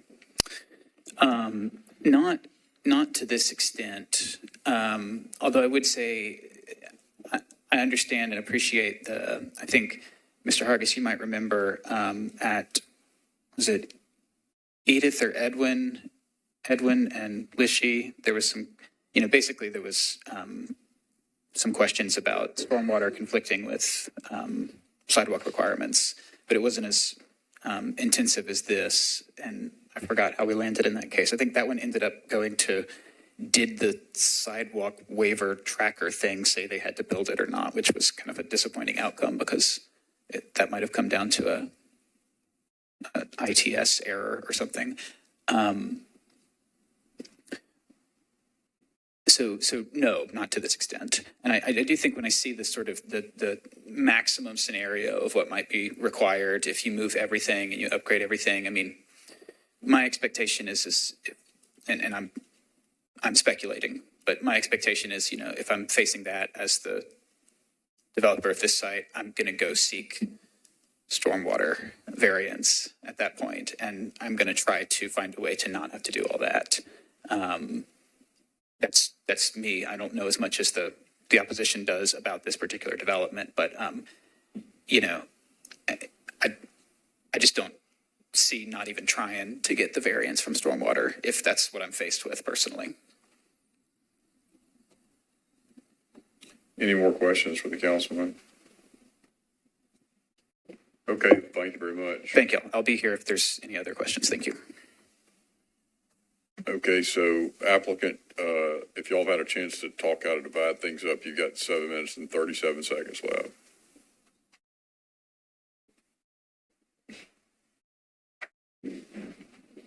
Just a reminder for those who are speaking for the first time to state your name and address.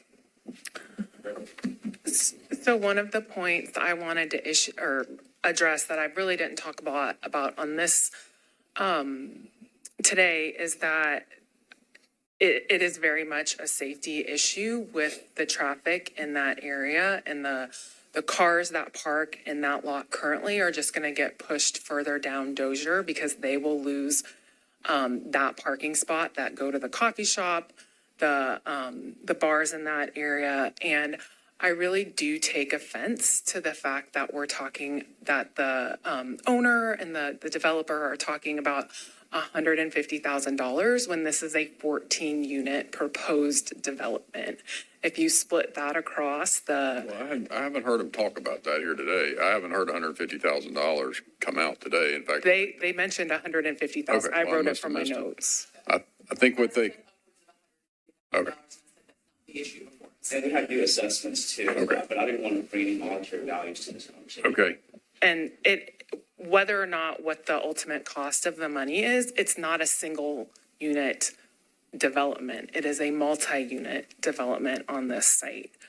They also mentioned some trees, and are trees more important than safety here? So I really am concerned about that. I would like to see further discussion about the grading of the lot and the retaining wall, because I do feel that has not been explored to its fullest extent as well. And now I'm going to let some of my neighbors speak as well. Good afternoon, Cassie Williams, 1033 Dozier Place. So I am 2 parcels behind, or 2 parcels away from the proposed development, which is a welcome development in the area because the lot has sat vacant for many, many years. However, it is important that sidewalks be required due to the safety and the build of the community. And if it's okay, I would like to read an excerpt of the letter that I sent to the BZA regarding this matter.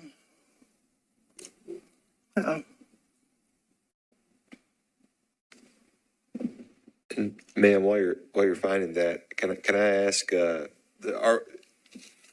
there's the opposition, I guess, provided this list of properties. Is your one of the properties that would be impacted by by having to move this pipe or to rework this pipe?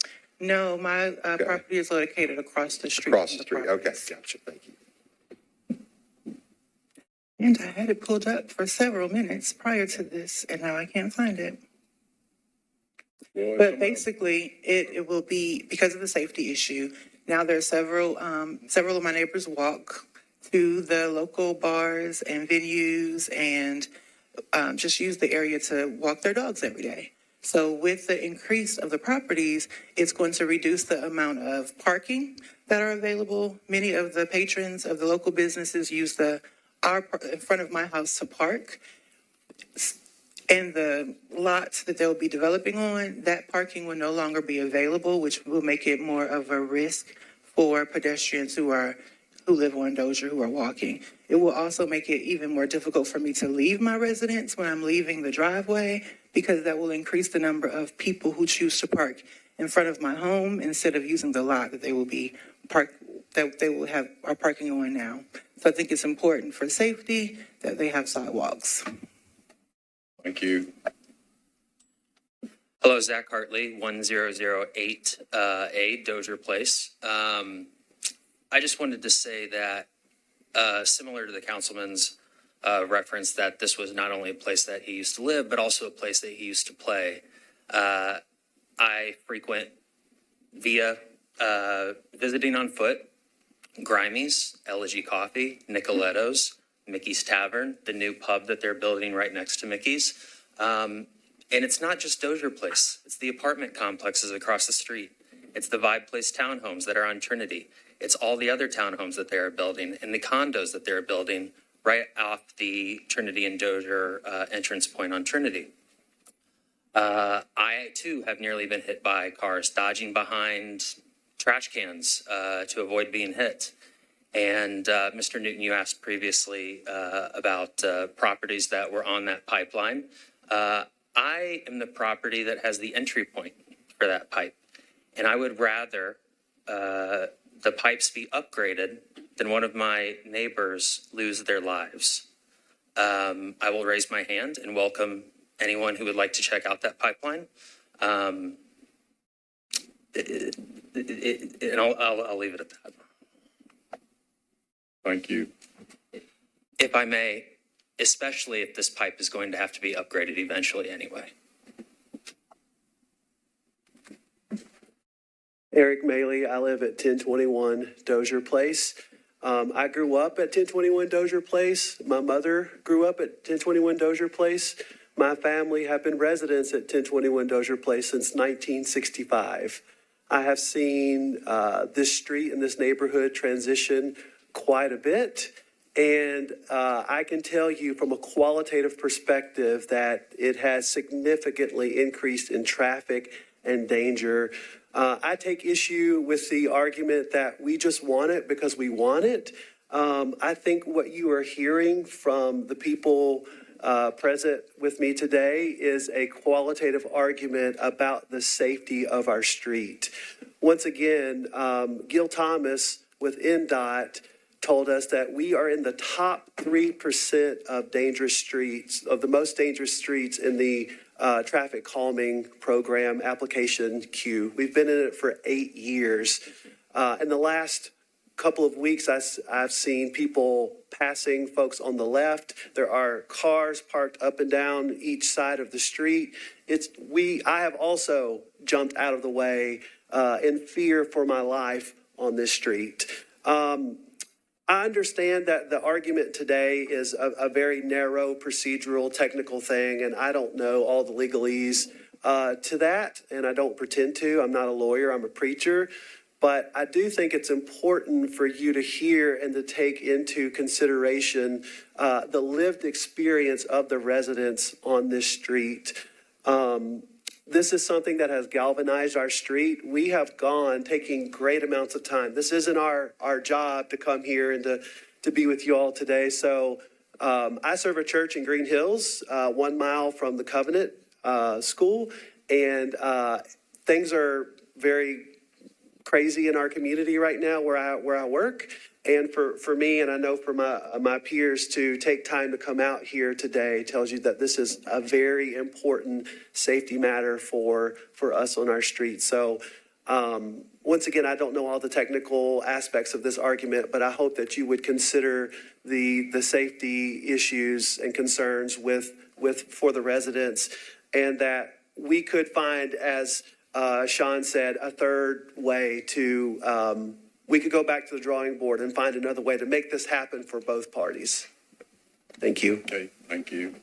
Any questions for any of the people, the applicant or the people supporting?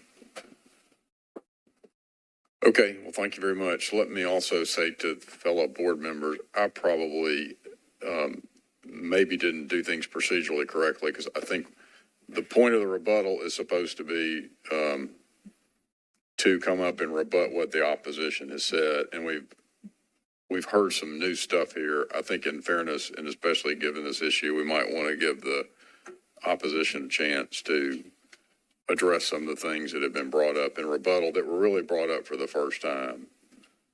Procedurally, this is sort of backwards. Yeah, but I think we can correct it. Yeah, I'm not complaining. I'm just getting my head around it. Yeah, and I, after I realized that we were going to have new speakers coming up and it really wasn't going to be a true rebuttal, there were going to be other issues, I realized, well, that's kind of not fair to the opposition, so. I apologize. That was our fault. Well, no need to apologize. We can take care of it. Thank you It's for not a allowing big us to deal, speak. but yeah, we're glad to do that. I'd be, well, what I'd be comfortable doing is basically giving the opposition. I'm going to say Miss Lamb and her team a few minutes, and then I think just given the fact that the applicant has the ability to rebut, to basically have the final word, I think giving a minute to them to basically focus and rebut the issues. But that's just from what I'm trying to get just make sure and I have to. Maybe our esteemed counsel. Ann can. Yeah, may I read a board rule to you? Oh, go ahead. I'm happy to jump in here. I mean, under your rules, right, there are 10 minutes total, right? And they can take the rebuttal time from that 10 minutes, and it doesn't specify how much of that time, just to kind of clarify. It doesn't say how much of that. But either side can request additional time. So if they want to do that at this time, then the board can take that into consideration and grant those requests. And I think the board can also make a motion to give them additional time if we wanted. I think that would be fair fine. to say? Yeah. So what do we give the opposition? And your question is, who's the real opposition here? Is it Miss? Okay. I'm struggling with that too. You're the opposition, aren't you? Well, I think there's two oppositions there's two here. oppositions. Well, there's So, 17. Mr. Hargis, do you feel like it would be beneficial for you to have the chance to speak again? And then we'll ask Ms. Lamb the same question. Yes, but I'll keep my statements brief. Okay. Ms. Lamb, would you think it'd be beneficial for you to be able to speak for a few minutes? Okay. And so what Mr. Bradford has proposed is that really kind of the reply brief. The applicant gets the last. So what if we were to say, I'll just throw this out there, that we give, between Mr. Hargis and Ms. Lamb, we give them 6 minutes and give the applicant 3 minutes on rebuttal? Does that sound fair? Okay. Here's what I found. Okay. Well, we may have the answer. We may have found the answer here. Okay, so we'll have 6 minutes between Ms. Lamb and Mr. Hargis, excluding questions that we ask. Same thing with you guys. Then you'll get the last word, and you'll have 3 minutes to rebut what they say. And then the 3 minutes won't include when you're answering our questions, if we have any. So, okay. And if you... You can bring it back in. Right. Would you like to make a motion on that, just to clarify? Sure. Did you have a motion and a second? I move that we give Mr. Hargis and the opposition 6 minutes for additional speaking time and to be followed by up to 3 minutes from the applicant. Second. All in favor? Okay, that passes. All right. Thank you for reminding us to make a motion. Sure. Members of the board, if you don't mind, I'll stay here. I don't mean to not stand out of disrespect, but my code's sitting right here in front of me. So I'll go ahead and start my time. I need about a minute, and I do want to address a couple things on the record for both council members who may be watching, those in the, I'm going the wrong direction. I'm going up. Sorry about that. Let me do the count down. There we go. Okay. Just a couple things. This case deviated a little bit from the norm, but that, these things happen. What I want to address to council members and applicants here, the sidewalk committee was set up explicitly to avoid the BZA. And I say that from the sense of to bring in experts that have expertise on this, to let the zoning administrator or whoever sits in my position to make decisions that are appealable here. So nothing in this process is gone wrong. Applicant clearly has got to appeal. But I do want to address to the council members present and his 39 colleagues on the Hill that one thing that I am not going to do is require an applicant to pay for off-site infrastructure improvements that their development would require 500 feet downstream. Okay, to do that violates no less than three court cases that the U.S. Supreme Court has determined, both Nolan, Dolan, and Coons. And if that is not something that with this council, definitely the next council, I'll ask my esteemed colleague here from Metro Legal, we need a class for y'all. Because I think the council misses this quite often of requiring off-site improvements for things that, or requirements of a developer or anyone that has no nexus between what they're doing and what we as the city are asking them to do. One of the things I've done as zoning administrator is put a stop to the requirement that prior zoning administrators had done of asking both for right-of-way dedication and payment in lieu of sidewalks. That, folks, is illegal, is all get out. It violates Nolan, Dolan, and Coons. I will no longer do that and have not since my tenure. The other thing I'm not going to require folks to do is perform off-site infrastructure improvements that are required based upon this construction. And quite frankly, as a city, is something the city needs to do. Whether it's take a special assessment in a block phase, let all the property owners pitch in, Metro pitch in half, and build it as one giant development. Do it all at once. Get everything fixed. Get all the stormwater in. Build it all at once. And that is something I've talked to and happy to talk to any candidate running for mayor who may be interested. But from the standpoint of process, I just want to kind of refocus. This board is kind of the workings behind this. We're not talking about offsite improvements, and I say that to my esteemed colleague here, whose time I'm eating up. That's really not for this board. It's just did I err in making this decision? And certainly that's up for this board to decide, and I'll abide by whatever you guys choose in this. But I just wanted you to know kind of the public policy comments and where I'm coming from. And the question, I think my question basically is, in your estimation, because I the exaction, the regulatory taking thought has been like dinging in the back of my mind here. And so I want to be very mindful of that when we're making our decision, that we're not engaging in a regulatory taking. I guess the question is, when you're making the determination of whether to grant a waiver or not, what are the kind of questions what are the things you weigh, the questions you probe in the realm of, what options have been probed with stormwater? What options have been probed? Because what I think I'm trying to figure out is what that process looks like and what the framework is for limited and unique circumstances to know whether you erred in our estimation or not. And this is not a personal, this is to determine what the sort of framework is around it. No, I understand that completely. Yeah. As it relates to this particular case or cases filed for sidewalk waivers, I look at here's what the applicant's submitting as the reasons why they need a waiver from what the code says.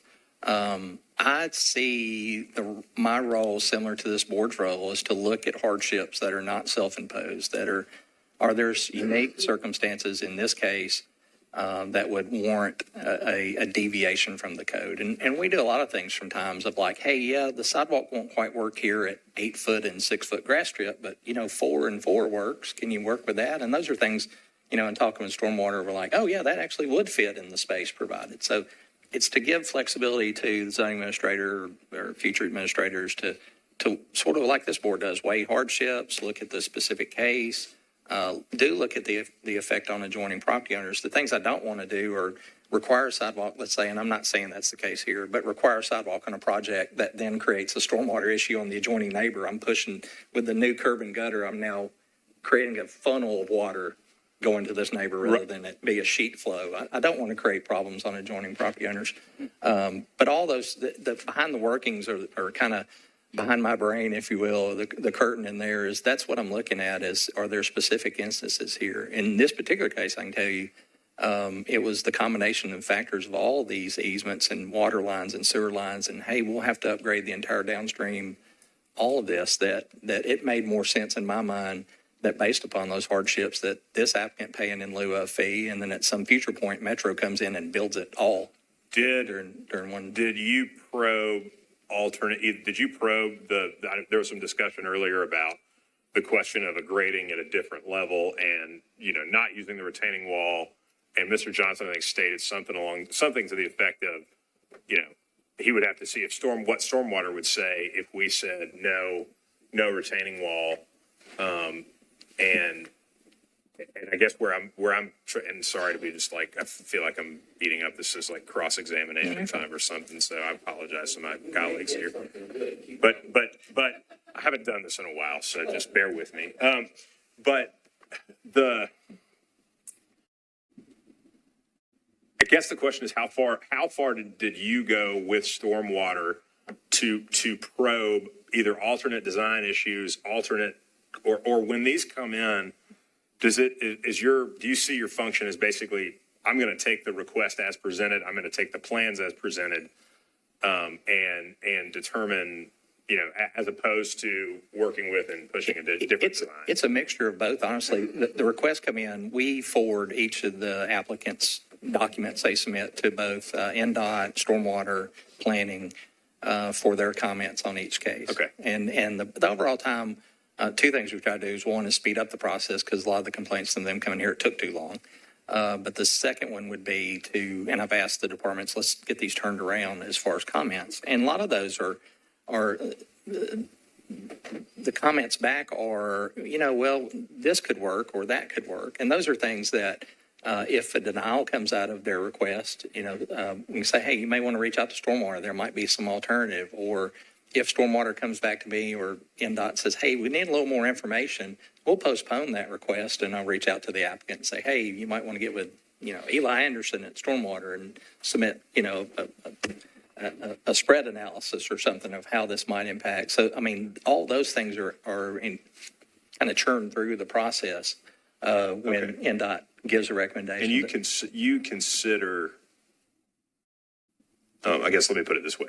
Are there circumstances where you have denied the waiver and required the applicant to go to stormwater to work on an alternate design? Yes. Okay. No, that happens frequently. Where either stormwater or NDOT, there are issues where it's denied. The case that was before us or was on the agenda earlier about the payment in lieu, that one was a little bit prematurely filed.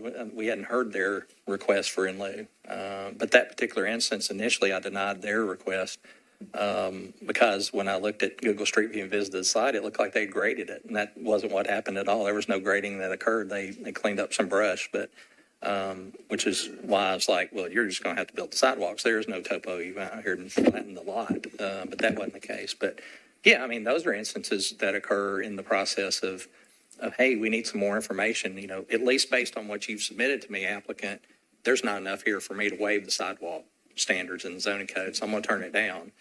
They always have the opportunity. It's not like this board and, hey, you can't file it for 6 months. If like the applicants they submitted different evidence, like, whoa, that wasn't in front of us. Right. So we looked at it again. I'm happy to take the case back a couple of times. There's more information we didn't have when we first made our consideration. But. Okay. Any other questions for Mr. Hargis? Mr. Hargis. Sir. Okay. You spent a period of time reviewing, obviously, this last 45, 50 minutes that we've spent before it got here, correct? Yes. Okay.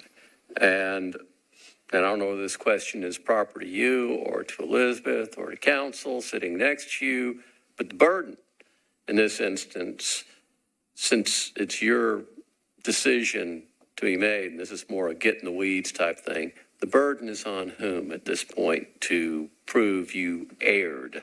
The burden is on the appellants. This appeal was filed that I erred or acted arbitrarily.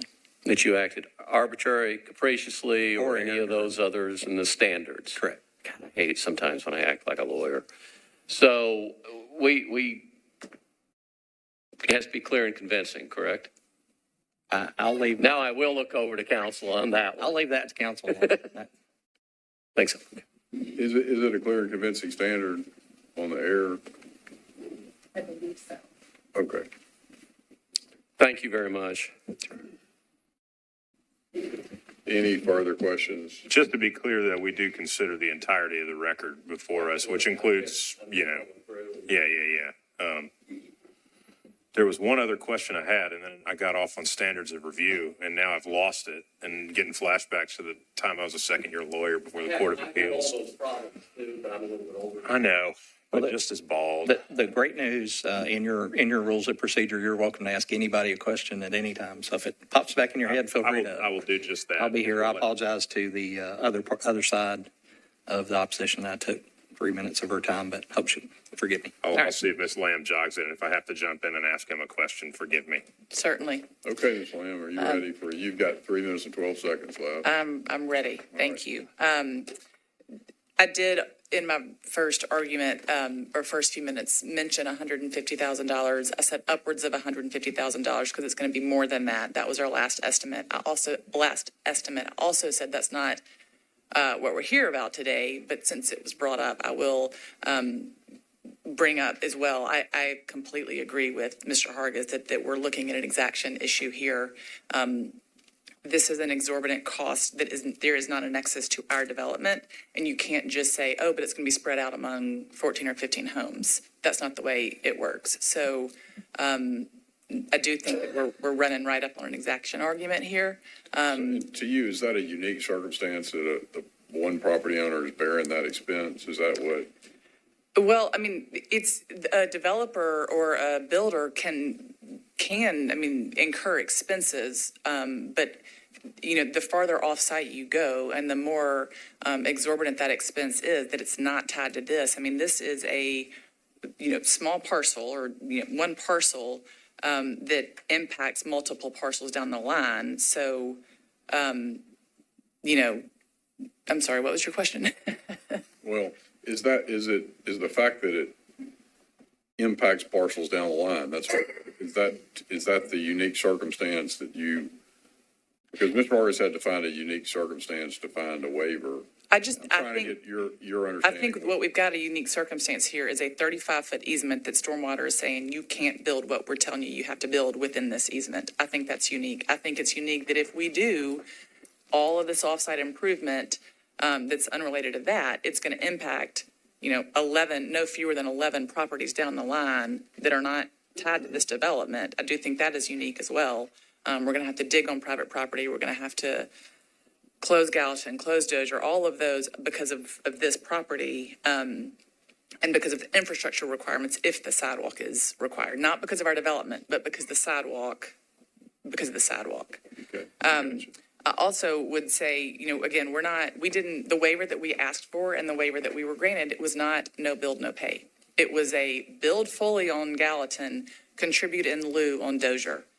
The point of the in lieu fund is for Metro to install sidewalks where Metro feels it is, network of mobility, pedestrian mobility. This is a perfect example. You've got infrastructure issues, you've got sidewalk issues, you've got road closure, you've got all these different Metro concerns. This is a perfect opportunity for our in lieu fund to be used by Metro to install these sidewalks that are apparently very important to the neighborhood.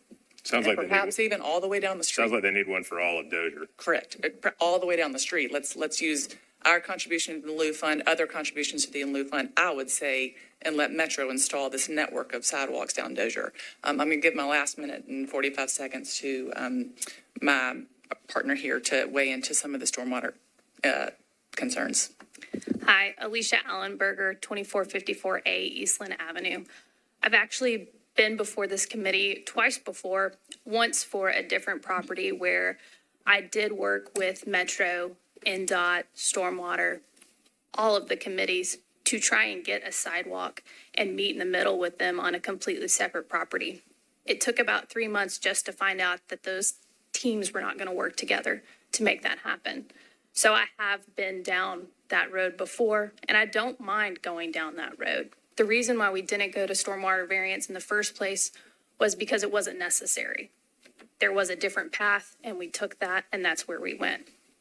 With that being said, topography being changed, we've talked about that today. The appellants have brought that up. If you change the topography of that site, it will still require us, that stormwater pipe is affected by that. We still have to address that stormwater regardless of topography changes. So I think that's important to know. The other topic of discussion is it's not just once you move this pipe, we're also talking about moving sewer and water lines along with it because everything at that point gets affected. So those things get moved into the street at that point. So it's much bigger than just stormwater that's affected by the sidewalk. It's also going to be all of the sewer and water connections that also affect the homeowners down the street.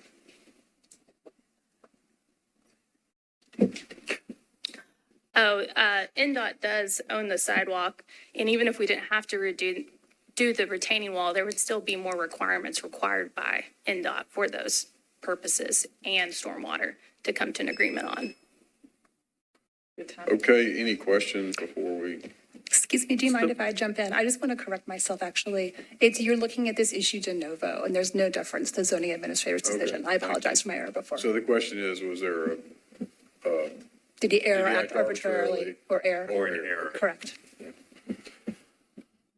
So did I understand your last series of statements that just what we're talking about here, there may be more and additional layers as we go along? There are. There isn't maybe. There are. There are water there lines. are, or there will be, or there may be both. There will be both. So if a sidewalk is required, there is currently a water line and sewer line that will also be affected by all of this, including the stormwater. So we're talking about 3 different things. The other 2 aren't mentioned just because it wasn't a part of the conversation, but it's important to note, once you start this process of moving these things, we're also going to be moving water and sewer lines into the street that are currently located where the sidewalk is. You are not allowed to have those under sidewalks per the current rules as I understand them.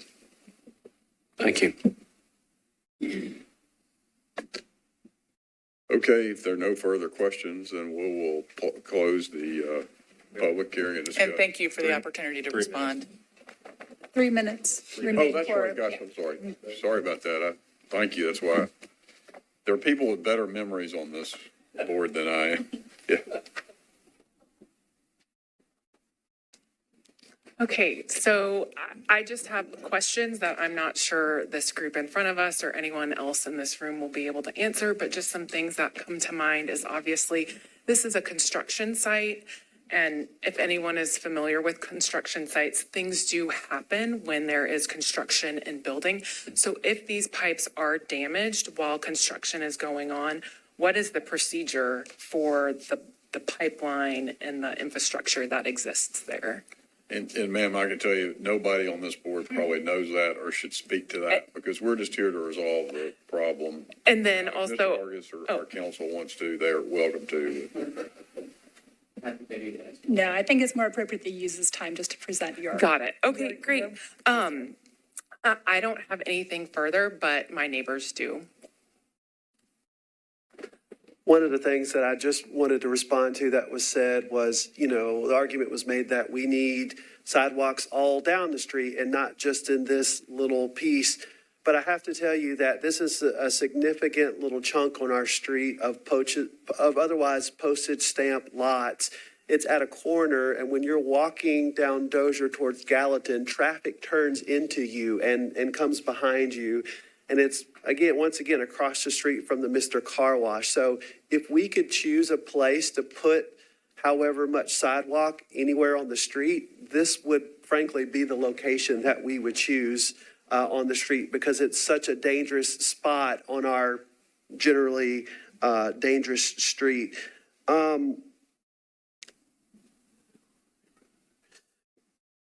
It sounds like from what I'm following, their concern is not about money. So I don't know, are they this concerned about closing the street, closing Dozier Place? Are they concerned about the neighbors and their lawns getting dug up? I appreciate the concern for our neighbors in our neighborhood, but I feel like that listening to, it was just more of the same. And I would again ask that we would consider going back to the drawing board and sort of trying to find an alternative solution. Is there a third way that is amenable to both parties? Thank you. I agree completely. How many other hypothetical situations can we possibly come up with? So, first it was the other properties that would be affected. I've raised my hand. I'm at the inflection point of 2 different pipes. I don't know opposing counsel's experience. She might have experience speaking in front of you guys, but you would need somebody to come out to that site in order to give expert testimony on what will or won't happen in those areas. And should we address moving pipes in the street? What do we have to address after that? What we should be addressing is how we keep the citizens safe as we continue to develop our neighborhood. Yes, it should be in line with codes, but we can come up with hypotheticals all day long. We are here to be a part of the solution. I, again, for the record, have raised my hand, and I invite any surveyor or department to come out, and I will let you through the fence, and you can examine the pipes to resolve this. Any questions? Yeah. Okay, well, thank y'all very much. Thank you all. We will close the public hearing and discuss. Oh, I'm sorry, Councilman. Yep. And I'll be brief. I know this is an unusual case. It's unusual to have a constituent be the appellant in this context for me. I do just want to reemphasize that, you know, these infrastructure elements are present on the neighboring lots. I have a difficult time finding this to be a unique case when the neighboring lot has almost the exact same infrastructure issues. I mean, easements and whatnot are very common. There's one that runs right through the middle of my home. It constrains what I can do with my property. It means I can't put a pool in. It means I had to put my workshop in a certain space in my yard. Not thrilled about that, but, you know, cities require infrastructure. And I think that if there's a variance to be sought here, I mean, obviously, I prefer arguing on familiar territory, and that would be my first choice as well. But I do think that I would strongly prefer to see Stormwater take a look at this. And is there, you know, can we put what's normally considered permanent structure over some of this infrastructure in this particular context? Can we get a variance for that? I would like to see that, you know, that question really exhausted at Stormwater, because, you know, if there's a Stormwater variance, it's going to be noticed the next time somebody goes out there to service this infrastructure. They're going to have to potentially dismantle, work around whatever the permanent structure is there. If this sidewalk variance is upheld, I mean, that is something that the residents of this area and the visitors are going to have to deal with and live with every day, that they're walking around their neighborhood and enjoying the new amenities that are coming, along with all the new traffic that is coming through the area. So that would be my ask of the opposition, would be to see about the stormwater variance and see if they can get the ability to build what's considered a permanent structure over some of this infrastructure. I think that would be a much better outcome for the neighborhood. And that's my ask and my take. But thank you all again for, this is a ton of attention to, I did not expect to be here this long today. So it's been very interesting and enlightening. Thank you. Thank you. Mr. Hargis, a quick question for you. Sorry, I'm not trying to just make your day, you know. In this case, were any alternate grading plans that would not require the retaining wall or require the builders to touch any of the stormwater infrastructure submitted or considered? Submitted, no, sir. I don't know about consideration, but let me add to that. That is still something the builders in this case can still talk to stormwater about. You know, as part of getting a building permit, that could be discussed. I guess let me back up a little bit. This is not a variance case. So if you uphold me, then they'll pay the in lieu fee, the permits, they'll get their sign offs and go on. If you don't uphold me, they're going to have to put the sidewalks in. and work with stormwater. But in either case, that, whether it's the city's going to have to build these sidewalks down the road or they decide to build some alternative plan, they're going to have to talk with stormwater. But to my knowledge, no, sir, there wasn't an alternative design or a different type of thing submitted as a part of their request that came before the committee.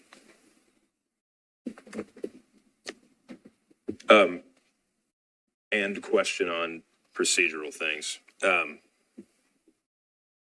Is there a mechanism, and I understand because I think we did it on on one of the other cases on the docket today, we can waive the time for having something come back before this board, the 6-month request. Do we in our authority have the ability, if we were to find that Mr. Hargis erred, to remand the case back for consider it? And I'm sounding like I'm like not trying to be a pretend appellate lawyer, I promise.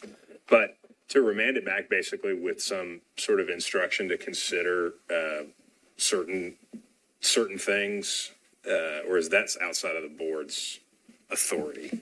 I think you're just here to decide if he acted in error arbitrarily. Okay. That's your determination. And what happens if we determine he acted in error? Would the applicant, as I understand it, the opposition could again go back to the sidewalk waiver committee, right? Correct. So, Okay. Basically, under the rules here, it's usually 6 months, but you could determine a different period of time. Essentially, we could say that because we can't make specific things, but if we made something where we basically said that he erred, and I think the board today has probably telegraphed, if anything, what his concerns are, but that would allow them to promptly go back with, some additional information if they could come back quickly again if need be. Yeah. It'd be a variance if you denied it, but it'd be an item A if you upheld it again, or if you granted the waiver for this third time through.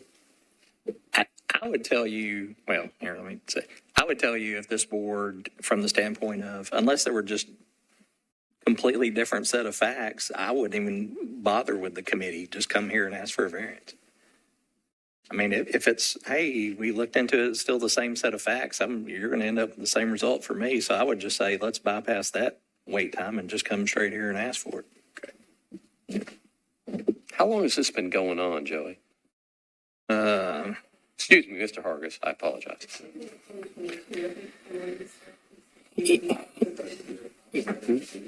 Yeah, I was looking back through the original sidewalk waiver emails. Hang with me 1 second. April of 22. Yeah, that is, yes, sir. You guys turned it down. They came before before the sidewalk waiver committee with new evidence and like, hey, can we do this process? Yes. And then the appeal came forth out of that decision. So, regardless, in depending on the outcome of this, the appellants could file a straight variance request here over, but unless there was some type of, oh wow, we found even different evidence, there's no reason for them to go back to the sidewalk committee. Well, and I understand that one approach that's been kind of espoused to try to solve this problem is to send it to stormwater and see what happens. I'll just say I'm just not comfortable with that because I think our job as a board is to give a yay or nay to did the zoning administrator err or not, and that's the question before us. I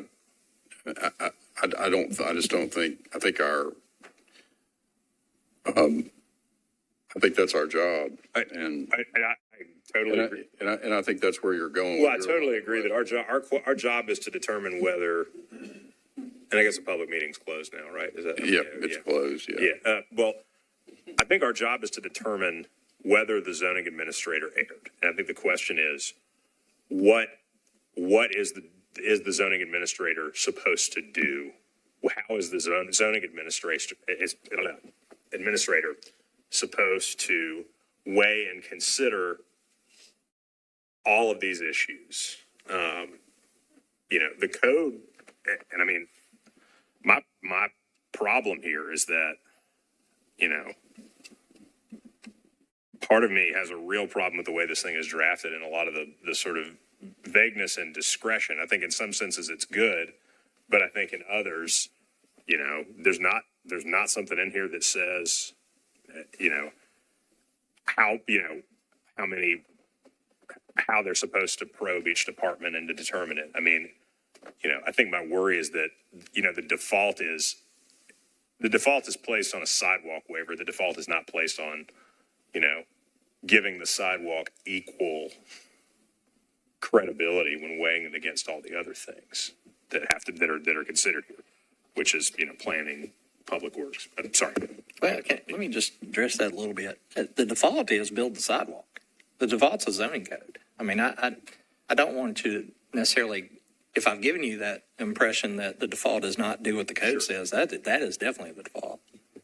Okay. Yeah, okay. But you've got a sidewalk that has to be built, but you can't get a waiver to put the retaining wall in because they won't give it to you, and they're the ones requiring you to do it. Mr. Hargis has evaluated all of the information, and this has gone on, obviously, for a little while. And as a shock to him, probably more so than any other members out here, I haven't heard anything that indicates to me that he didn't make a weighed and educated decision, pulling all the information that he had out there. And what's been presented to us today doesn't show me that he arbitrarily messed up. And I guess I'm somewhat telegraphing which way I'm going. And then I've got another philosophical problem. You're making the people, if they build a sidewalk, you basically freezing them out of what they can do with their property, and you're then requiring, if this is anything close to accurate, all the way down the way, you got private property rights, same things you were talking about earlier. And part of what I have in mind is, to what extent does the zoning administrator, when considering these, need to probe alternate designs that keep in mind avoiding an impermissible regulatory taking? In terms of where do we need to go? Where does Mr. Hargis need to go in looking at, the existence of drains and lines on this property? Where does he need to go in looking at, okay, let's see if we can get, let's go back to the party seeking the waiver to see if we can get an alternate design that somehow avoids the need to put the retaining wall in over the easement and would allow the stormwater infrastructure to remain in place and accommodate the sidewalk, because that gets around this regulatory takings issue. But if you just look at what's presented to us, you got a 35-foot drainage easement. Yep. You got a road that's way up there. Yep. This is a fascinating case. Right. It's backwards. Yep.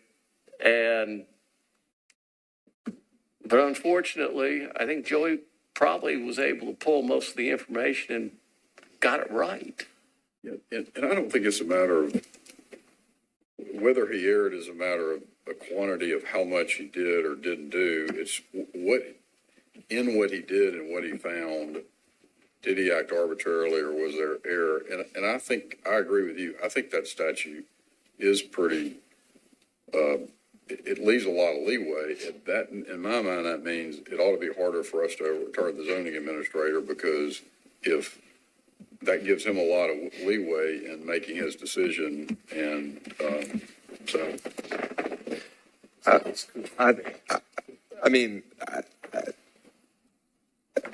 I think that at the end of the day, there is nobody that's saying that we don't need a sidewalk here. There needs to be a sidewalk. And that really has been most of what I've heard from the appellate Was it, and I totally agree. I mean, I'm all about walkable neighborhoods. I think that's amazing, you know, but, I do see where, you know, how, I do see a path to how, Mr. Hargis came to his decision. And if there is a path to that point, like you said, I mean, I think we can't say that he erred in that because, or he was, you know, I forgot the other legal term, but you know, that you can't say definitively, like you said, that the burden of proof that he was wrong in that. And I don't think that's there. I think there is a path that he got to that decision. As much as I hate not saying, hey, build a sidewalk here because there should be a sidewalk, which I totally agree with. But you know, and you know, yeah, that's kind of. What I'm missing is the alternative designs and seeing a systematic approach of an evaluation of the alternative design. We just have this design, as far as I can see in the packet. So I would have liked to have seen the alternative design and the Metro agency saying, no, this will not work because of this reason, and put it in writing, because none of them are here. By the alternative design, do you mean the alternative design to build the sidewalk? Yes, to build the sidewalk. Because- Regrade a little bit, maybe. Spoken like a true art. Well, I see how the design, how the sidewalk can wedge in between the stormwater pipe and all that. I mean, I can visually see it, and so I'm not seeing in writing from the actual agencies why that can't work, except for there's a potential retaining wall that's in an easement that's not allowed. And we haven't heard that they've gone to talk to the stormwater committee about maybe getting that allowed in the easement. I mean, I just feel like there can be some creativity here that's not been exhibited. And I hate to say that, but I mean, that's just, I think there's a way, and I just haven't seen in writing. I think maybe we have a little bit in this packet about conversations with different agencies, but I don't see anything that's a full out assessment. I think I think where you're headed with that question is, well, the burden question, yes, it is a de novo review. So we get to look at everything and hear everything and consider everything anew, which is great because, you know, I didn't do great in criminal law, so the concept of like preponderance and all these stackings of levels of evidence and everything. So We're good. You're saying words that are way above. But my thing is what I think the message, or not what I think the consideration here is whether he erred, and it's if he erred, how, you know, How facially he erred. how well and how did he err? I mean, I think that's sort of where this comes into play is. The question of whether he erred is based upon the question of whether he probed the right things. I feel terrible talking about dear Mr. Hargis this way, sitting just down from him. But you know, I think that's our purview is. So you feel like. Did he err by not pushing the question along far enough to determine whether to then allow this to be considered as a unique situation that is not typical, as much as I hate that damn phrase, but that, you know. We have to assume, fact, not an evidence, that he didn't pose or review or see those types of things. And I don't want to reopen the public hearings and start quizzing him on how well he did his job. So since it wasn't presented to us, I have to assume he did everything that a good, proper administrator would do. Pain me, though, that was to say that, Joey. And I guess and I think we want to get to the right place, and I just don't. What is it you think what do you think should have maybe been done that's concerning you? Well, the question, I mean, our job, we don't make the policy. We are not an advocacy board. We're not a board. And I think that's an important thing for the applicants to know is our job is to look at this gobbledygook piece of a code section and try to figure out and interpret and apply it. And you know, determine whether he erred in what he did in this process. And I think it's important for them to know that it's not it's not a position statement of this board as saying we are for or against sidewalks. This is, I think we're all for them. yeah, 100%. Yes, exactly. I don't know anyone who, well, there's probably some people who are anti-sidewalk, but most people I think are fairly pro. I think my question is, we know that there is aging stormwater infrastructure everywhere. We know that there is a code that places the default on constructing sidewalks, is the default position. Unless you get a waiver. Unless you get a waiver. Now, the question is, the waiver, it says he can do it when there are unique situations that are not typical.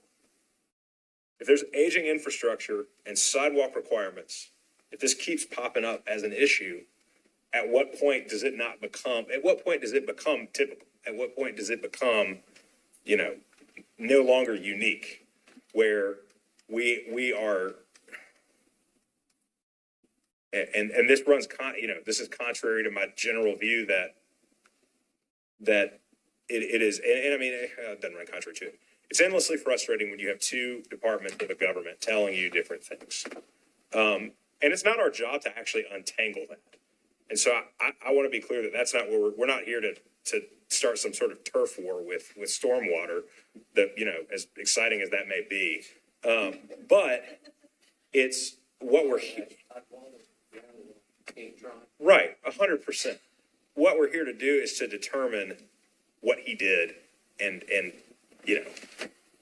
whether he erred in not in applying in granting a waiver in a circumstance that's not unique and is typical, if that makes sense.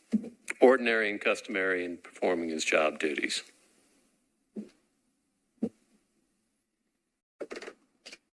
So is this a unique situation or an atypical situation? I think that's what we have to decide.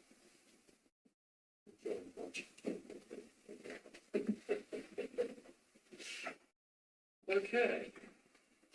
Well, I mean, I'm for sidewalks too. I really am. I think we've all, whenever we've been able to put in sidewalks, and I appreciate that.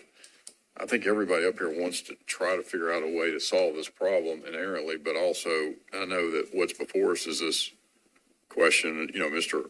Hargis has been through this, and maybe he could have done it a little differently. Maybe he could have, but to me, there's been a lot of evidence that this is a very unique circumstance. Might there be a build around?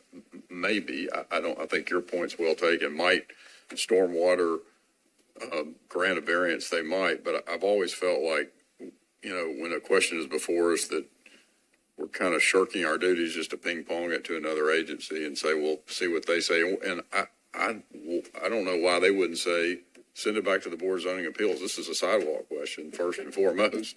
And I think that's why the opposition, the point the opposition is making is that's where this should arrive in the first place. And so. Yeah, I mean, and I am very much, this is a really tough vote. It's probably one of the toughest ones I've had. And There've been a lot of those. well, but at the end of the day, like, Metro should build the dang sidewalk on this street. I mean, somebody should build the dang sidewalk on this street. Talk to him. It hits Trinity Lane and Gallatin Avenue. I drive past Dozier Place weekly in an effort to support the East Nashville economy at Grimey's new and pre-loved music. But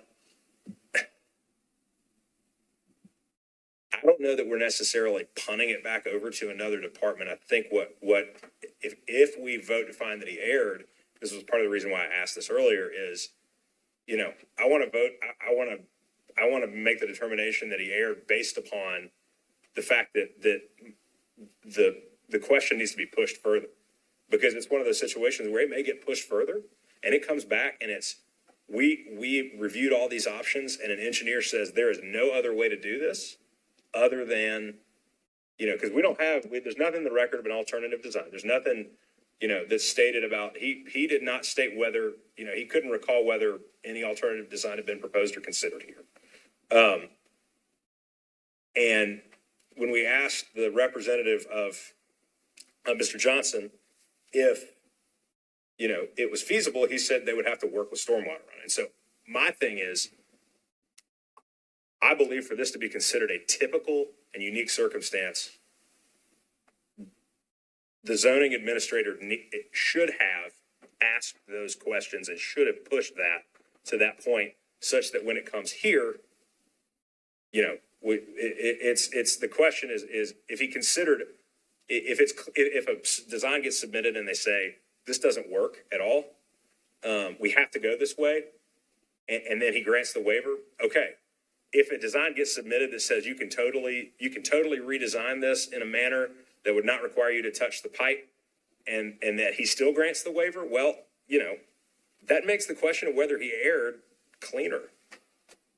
And so that was why I think, you know, in terms of a remand with instructions type thinking on it is my thought. I'm not saying he got the, you know, I don't know that I think the question is, did he err by not probing the issue far enough, as opposed to, you know, calling the ball or the strike incorrectly? And again, I go back to, there was no testimony one way or the other, and I have to assume that the zoning administrator did his job to the competency level. What? You don't know what he evaluated and what he didn't, because there's no real testimony or Yeah, statement. but why do we have to, I mean, it's a de novo review. Why do we have to assume that he did it correctly? Who had the burden at least of moving forward? Well, the appellant has the burden of. Actually, I'm going Show it or not show it? correct myself. I consulted with colleagues, and really the position here is that the zoning administrator is defending his decision. So, Okay. and so if we're thinking it in terms of burden, that's really that he has to make that showing that he didn't err, act arbitrarily. And for him to find a unique circumstance, I think a unique circumstance and a redesign or a workaround are two different things. I mean, I think he could find there's a unique circumstance here.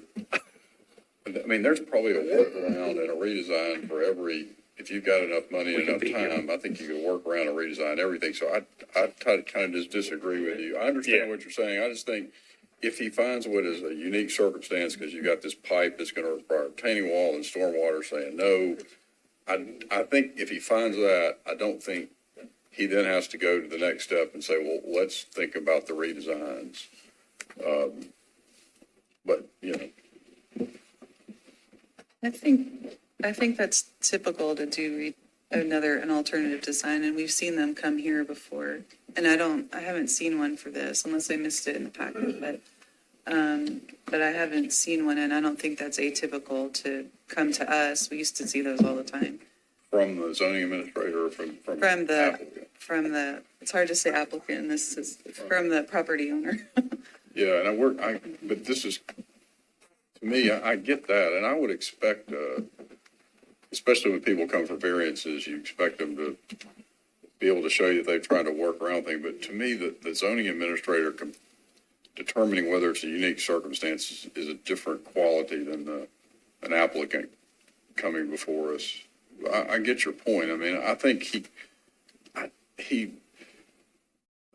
guess the question is, did he err, as Mr. Bradford says, by not, after determining these are unique circumstances, by not trying to figure out what all the potential redesigns were? And I just think reasonable minds can differ with that. Yeah, I don't think he has that obligation. I think you think he probably does. Well, and I think that's part of the issue that, you know, perhaps lends itself to this being a poorly drafted code section, is that I think there are two very legitimate positions of what is a unique circumstance and not a typical situation in order to apply the waiver language. Yeah, I think we both agree. And honestly, it's a very broad. Facts may get to a point, and that's the other issue, is we may get to a point where this happens 5, 6, 7 times, and all of a sudden, you know, it's the concept that Xerox becomes a generic word that, you know, it may be a unique circumstance the first time it happens, but then, you know, as increased development occurs, on sites with fragile and aging infrastructure, this is no longer a unique circumstance. Well, Logan's dying. I've heard these two a lot talking, and you know, I'm wondering if either one of you has a motion to put forward. I'm going to make a motion that this is an item A, that we uphold the decision of Mr. Hargis in this case. I'll second the motion. At least gets a little further down the road. So, But I do want to say this is a bizarre case. There've been a lot of those since Logan announced he was retiring. and I'll say, we've all up here wanted to, you know, have neighborhoods have sidewalks when it was all possible. I think speak for all of us, it was left to us if we could just decide whether they get sidewalks or not. So I make that comment with my second that I think the issue is very narrow here. So, okay, there's a motion and a second. Any further discussion? Okay, all in favor of the motion, say aye. 3, all opposed. 3. When she comes back, it'll be all. Well, or there, I mean, I guess there could be another motion made, but, right? Is that? I think that she gets to vote on the motion. She has to vote on that first, okay. I mean, I don't know that there's another motion to make for an item A other than finding the zoning administrator erred or did not err. Yeah, we'll have to figure out that procedurally next time, because I guess if she doesn't vote in favor of the motion, Right, you can consider an alternative motion next time. What? You can consider an alternative motion next time. right, that's what, You can do okay, deliberations. so what happens is this will be, carried over to the is it the May 4th meeting? To the May 4th meeting, because you've got to have 4 votes either way for this to be decided, and it's a 3-3 tie. So, and we have 1 member absent today, Ms. Davis. So if she's back next time, she'll be able to vote. Does Mr. Newton's vote count from today? And yeah, we got into to the that. extent that we'll, okay. Yeah, we got into that before in a case in which somebody left. Well, okay. All right, so that resolves that case.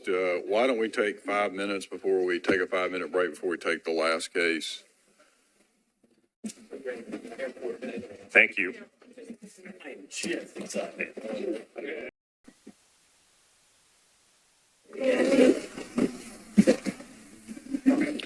Okay.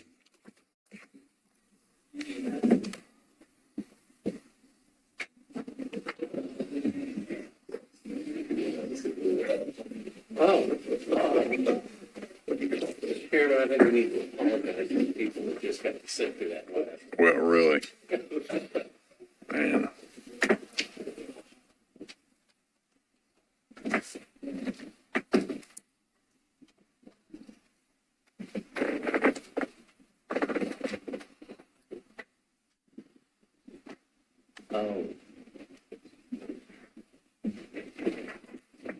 All right.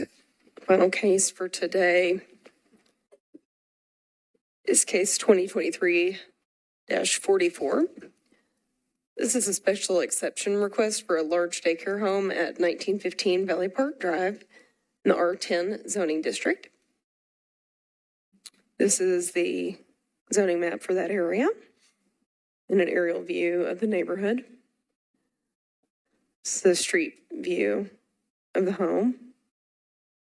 This is a newly completed fence that was constructed pursuant to the zoning code requirements for the play area in the back. This is the survey of the property, and then we have a rough sketch of the interior of the home.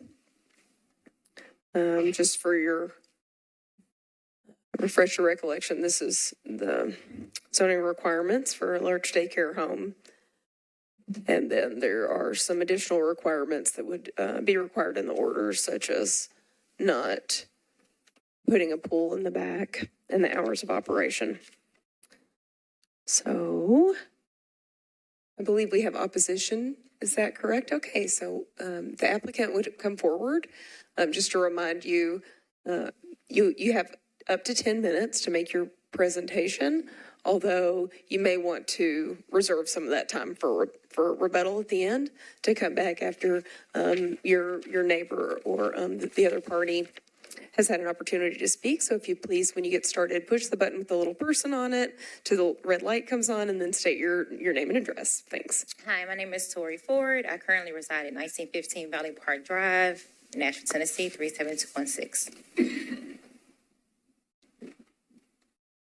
I am opening up an in-home group daycare, and ultimately the goal is to have up to 12 kids. I've been doing this process for ultimately up to 2 years now, and now I'm getting toward the end, and I'm kind of finishing up last minute obligations that I need to take care of to complete it.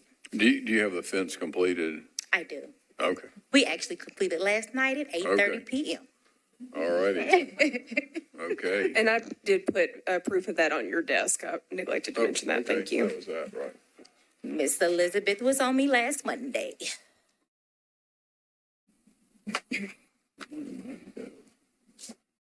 Just a couple quick questions for you. You live in the residence that's going to be used, correct? That is correct. It's an in-home group daycare, and you have to live in the residence before Yep. Okay. Have we determined the minimum lot area has been met here? Okay. Bless you. Okay.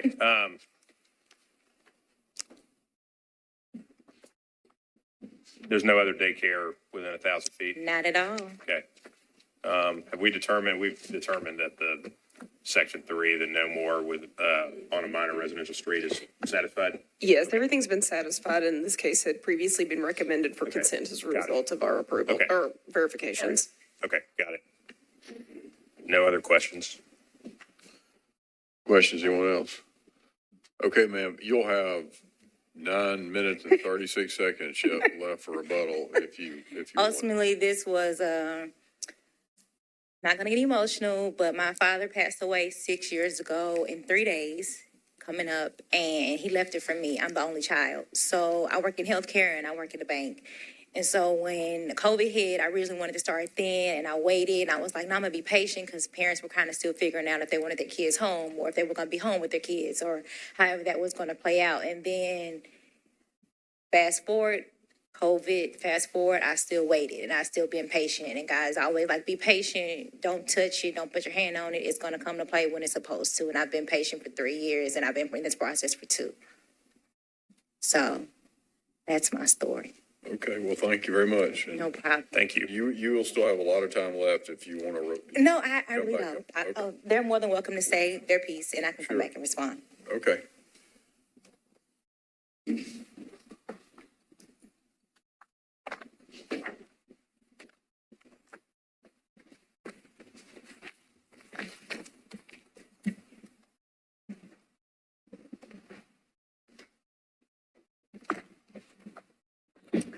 Good afternoon. My name's Chris Raymond. I reside next door at 1917 Valley Park. I have a letter dated yesterday, April 19th, 2023, from all but one of the adjacent neighbors to this property that Tori's trying to get the daycare exemption for, as well as several other neighbors down the street. Simply, to whom it may concern, we, the below signed neighbors, are all opposed to the request for a special exemption appeal 2023-44 to allow daycare business to be operated at 1915 Valley Park. We are opposed to this commercial business in our neighborhood for a number of reasons, including but not limited to the following. One, we don't want the increased noise that this will cause. This is an extremely quiet neighborhood. It's elderly for the most part. I include myself in that category. There is only one other child on Valley Park anywhere. This will not serve our neighborhood. This will be bringing in people from outside the neighborhood. We do not want to deal with the increased traffic problems that 12 additional cars twice a day will cause to a narrow street. There is no parking. This is up a very good-sized hill. So I don't know where they're going to be dropping the kids off. We've also been advised that this is not going to help our property values, being next door to a business. And the traffic generating business of any kind is really not in keeping with the character of this neighborhood. So we ask that you not grant the special exemption for this. And again, I have the signatures of all but the one neighbor right next door. Ma'am, would you like to speak too? Yes. Okay. My name is Regina Baden. I live at 1936 Berkshire Drive, and it's immediately behind the daycare. We share a backyard. The back of hers is fenced in with a chain link fence. It was brought to my attention that it may depreciate the value of my property. And that's not good. Nobody would want the value of their property to be depreciated because a business is there. And also, I started thinking if I ever wanted to sell my property, it's going to limit prospects for buying my property if they don't want to live and share a yard with a business, a daycare there. So that was a concern too. And Tori and I, we actually had a conversation last night standing in the backyard. And we talked about the children. I told her if she had a daycare there, please put up a privacy fence. About the third time I mentioned that privacy fence, she just looked at me and she says, "You don't want to see the children." I said, "No, I don't. I don't have children. I don't want to have children in the backyard. They're going to be children. They're going to be loud. They're going to run. They're going to play. They're going to fall. They're going to hurt themselves. A number of things that you really can't control when they're outside in the backyard area." It's not that I don't like children. I do. I'm a clinical social worker and I've worked with children, that population.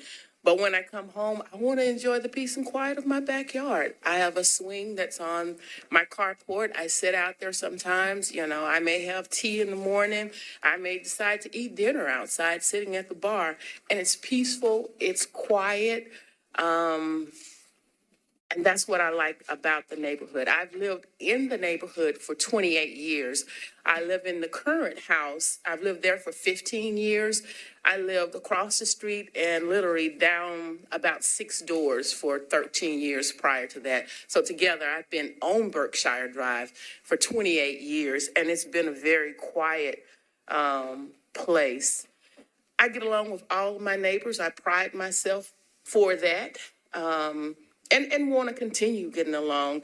I just told Tori, if you're open to just please put up a privacy fence. Maybe if I don't see them, maybe I'll hear them less. I don't know. But I like being outside. I used to plant a garden every year, did that for 7 or 8 years, but there's so many deer in my backyard, they started eating up my plants, so I stopped planting the garden. But sometimes I'm out there grilling or entertaining company and we're sitting there. But like I said, maybe if I didn't see them, maybe I wouldn't hear them as much too. I don't think the traffic would bother me because I'm on the backside of the street. But Tori and I have talked several times at the fence line. I have no problem with her. And like I said, I pride myself just being able to get along with all of my neighbors. The way our backyards are, it's like they all come together and there's this cement block that's put there to the property line. And there are about 6 neighbors where all of our yards run together on that street. So, yeah. Okay. One other thing, if I may, I'd forgotten to mention, I had a lengthy conversation with our councilwoman, Emily Benedict, on April the 4th, and during a 25-minute some odd conversation, she said she drafted a letter of opposition to this and sent it.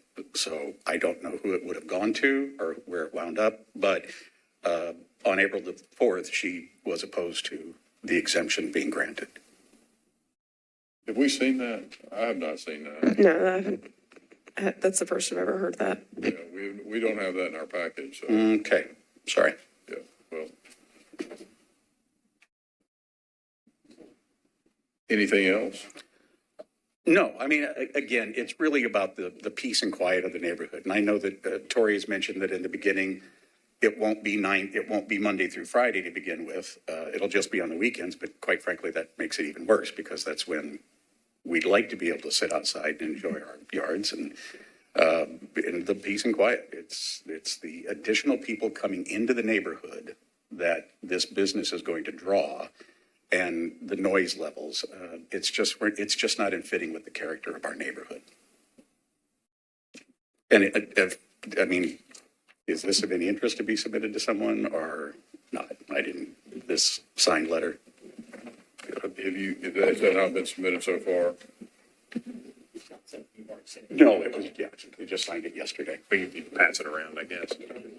Oh, I've actually got a couple. I don't know how many, but there's a couple of these. I've been there 13 years. The other people who signed that have been there since 1963. As Regina mentioned, she's been a longtime neighbor. I know Shane has been there a number of years as well. And the other neighbor who I talked to this morning that wants to remain neutral on the issue, the other adjacent neighbor, has also been there a considerable number of years, I believe 20-something years. So you're talking about a group of neighbors who, I guess at 13, I am the youngest of the bunch. And Tori has been there for 6. So this is bringing in a new element into the neighborhood that we've never had to deal with before. In 13 years, I've never been asked to weigh in on an issue of a business in the neighborhood. Okay, any questions? Board members, any questions for the opposition? Okay. No. Thank you very much. Thank you. So, Ms. Ford, you have some time left if you have anything else to say.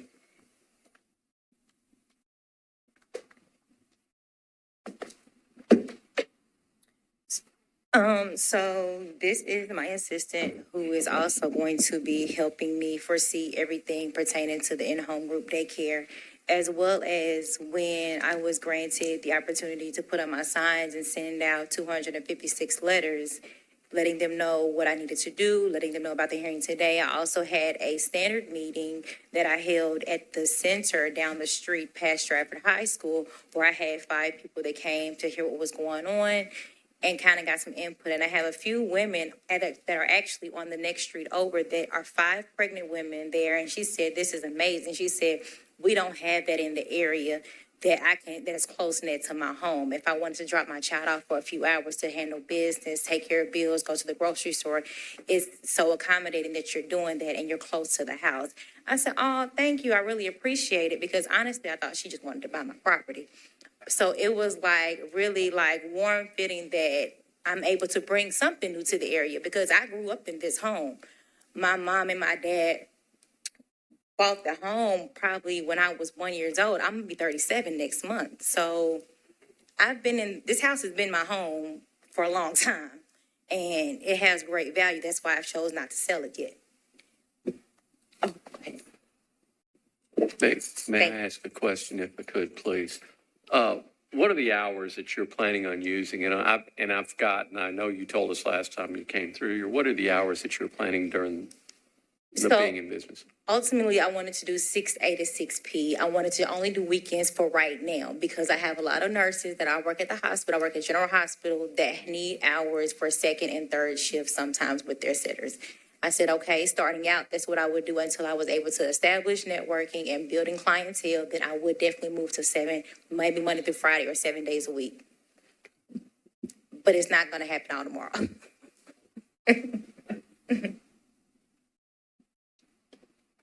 Okay, my name is Sherry Drew, and I'm her assistant. And we did some due diligence as far as the properties in that area. And only since she's taken over, her property value has doubled. So I don't see where in her house, dealing with children, it's going to be that much of a decrease in value and that much of a noise issue. Yes, it is a very quiet area. And he has neighbors that have signed, but we also have a lot of neighbors, a few neighbors that have been very supportive, even for an emergency situation that would take, if something happened immediately that day, where we could shift and go to their house right there in front of us. So I understand, you know, you have to have both sides or whatever, but just wanted to share that part. Thank you. Any questions from the applicant? Okay. Ms. Carpenter has one, sounds like, looks like. How will you handle drop off and pick up? So since I have a new fence now, I'm actually going to be meeting the parents. The parents will not be able to come in. When I do open house, they will be able to come in because of the situation that happened with the daycare in Green Hills. I don't want them to be able to have access inside of the house. So I will be having my parent or my staff member to meet and greet, sign them off, check in and check out. And they'll be going to the car. So they won't be just be parking, but I do have space for plenty of vehicles to park in my yard in the front as well as 2 in the back. So up to like 6 parking spots. When you say the front, you don't mean they'll park on the grass? Right? Yes. They will park on the grass? I don't think that's allowed. If I make it a paved, it can be. That's allowed, but I don't think parking on the grass is allowed. Oh, Libby's car. Yeah.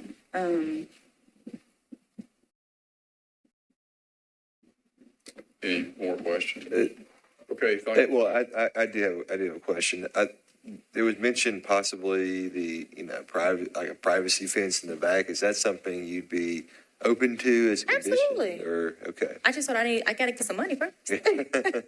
But absolutely, because the gentleman that actually covered in my back, he was actually gonna give me a price today to give me an estimate. Okay. All right. So no, I'm not opposed to it. Okay.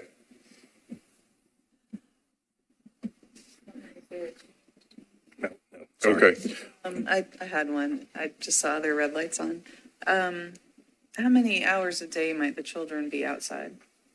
Honestly, it's always based off weather. That's number one. If it's too hot, they're not going to be. So ultimately, they might be outside. They have to be outside for at least 30 to 45 minutes a day. But it's also due to weather. So if it's one day and it's cold outside, of course, they're not going to go outside. If it's one day it's pouring down raining, they're not going to go outside. They can't go outside. So you're saying, per the state regulations, there's a requirement to have them outside at least 30? I believe it's like 30 to 45 minutes a day. They have to have some type of interaction to release the energy that they have. Absolutely. That's all kids. Oh, of course. Yeah, I have one, so I understand. Do you have plans to keep them out for extended periods of time? No, not if they don't. I mean, it's based on. I'm asking because of the concern. neighbor brought up the concern with noise. No, And I they're think not going most noise would be if they were outside. Right. So say for instance, I'm young, so I don't have any kids, right? And I want to have kids. So if I decide to have kids, are we still going to have these same restrictions? If I decide to have kids based off of, well, she has kids, she actually has these kids, she actually adopted these kids, is there going to be some type of restrictions on me having my own kids along with other kids or family members' kids outside the yard playing? They're not going to be out all night, We're obviously. only talking about your business here. Okay. We're not talking about anything else, just your business. So obviously, no, it'll be just pretty much 30 to 45 minutes. And I do want to confirm that when parents drop off, they'll park in your driveway for now until you have an additional parking pad in your front yard, right? Absolutely, front and back, because they have back access as well. Cool. Okay, I think that's all the questions. Thank you very much. Thank you. Sir, I'm sorry, Even though this whole parking thing is brand new? yeah, our process is that they get the last word since they're the applicant, so.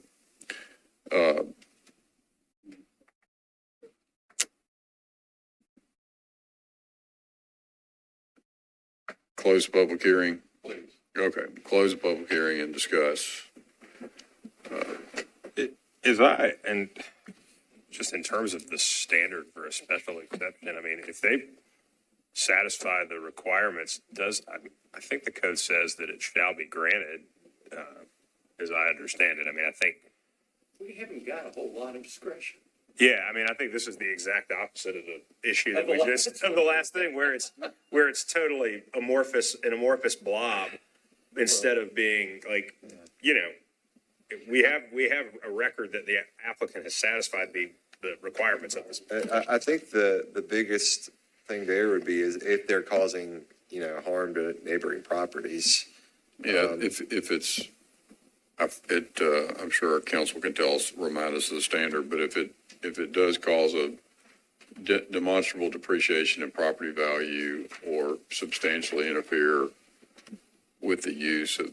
Yeah, I can read that section. So it says that the board shall determine from its review whether adequate public facilities are available to accommodate the proposed use, and that approval of the permit will not adversely affect other property in the area to the extent that it will not impair the reasonable long-term use of those properties. Thank you very much. Yeah, I mean, we don't have a lot of discretion. I would say to the opposition, I empathize. I live in a residential neighborhood. I don't like the idea of commercial businesses being in residential neighborhoods. I don't really think I'd want one in my neighborhood, but the Metro Council has said it's okay if you meet certain requirements, and they don't give us a lot of discretion. And yeah, they don't give us a lot of discretion on these. I do think that it would be, I think the privacy fence in the back would be a condition that we could put on it. I also, looking at the picture now, I wonder, the picture that's up on the board, if. That's an old picture. So what happened was I went by the property about 3 weeks ago. There was a chain link fence on the right-hand side. Right. And on the left-hand side, there was no enclosing gate across the driveway. And so I contacted Ms. Ford, and she indicated that she would have that fixed. I went by there on Monday, and it was in process. And then she sent me the photographs this morning to confirm that the entire thing had been completed. And that's what you all have before you on your desk. Okay. I guess. I'm sorry that it wasn't in color, but that's what those pictures are meant to depict. Does the rear fence have to be part of this as well, as far as a privacy fence? Or is that? That's a good question for you all. The way that zoning code is worded is this section here that's underlined, the outdoor play area shall be fenced and attached in a manner which, quote, minimizes noise impacts. Yeah, and I can't tell, do we have? So across the back, it is a chain link fence. So there were two sections that were chain link across both neighboring properties. They both had wooden fences pre-existing. And then there was a chain link across the back. Okay. And then there was that small portion of chain link that's been removed and replaced with a wooden fence on the front. And then a gate's been added to the front as well. But there still is one section that's the chain link, which was the portion that you all heard about with that neighbor who's here today. Okay, so, I think we could require as a condition that a privacy fence at the same height as the current wooden fence on both sides be constructed across the back of the property.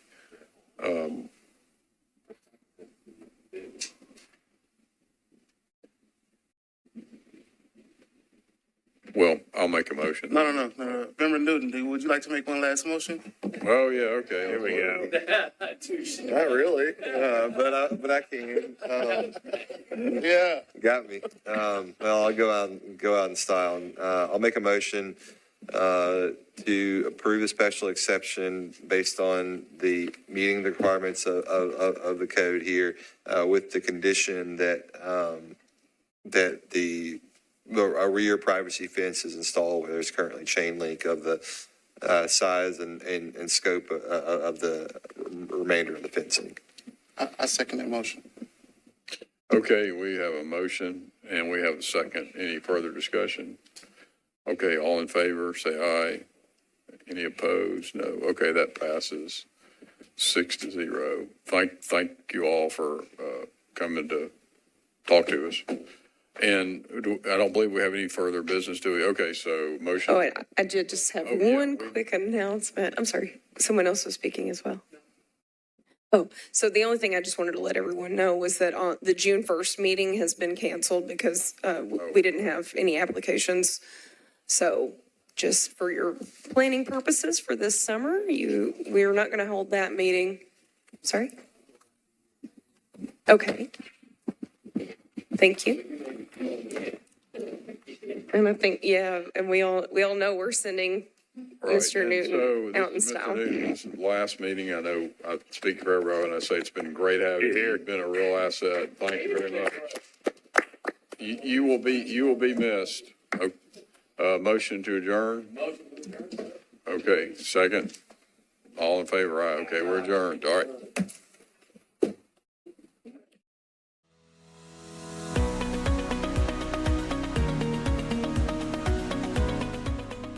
This has been a service of the Metro Nashville Network. If you would like to see this presentation again, or for more information on this and other programs, visit nashville.gov.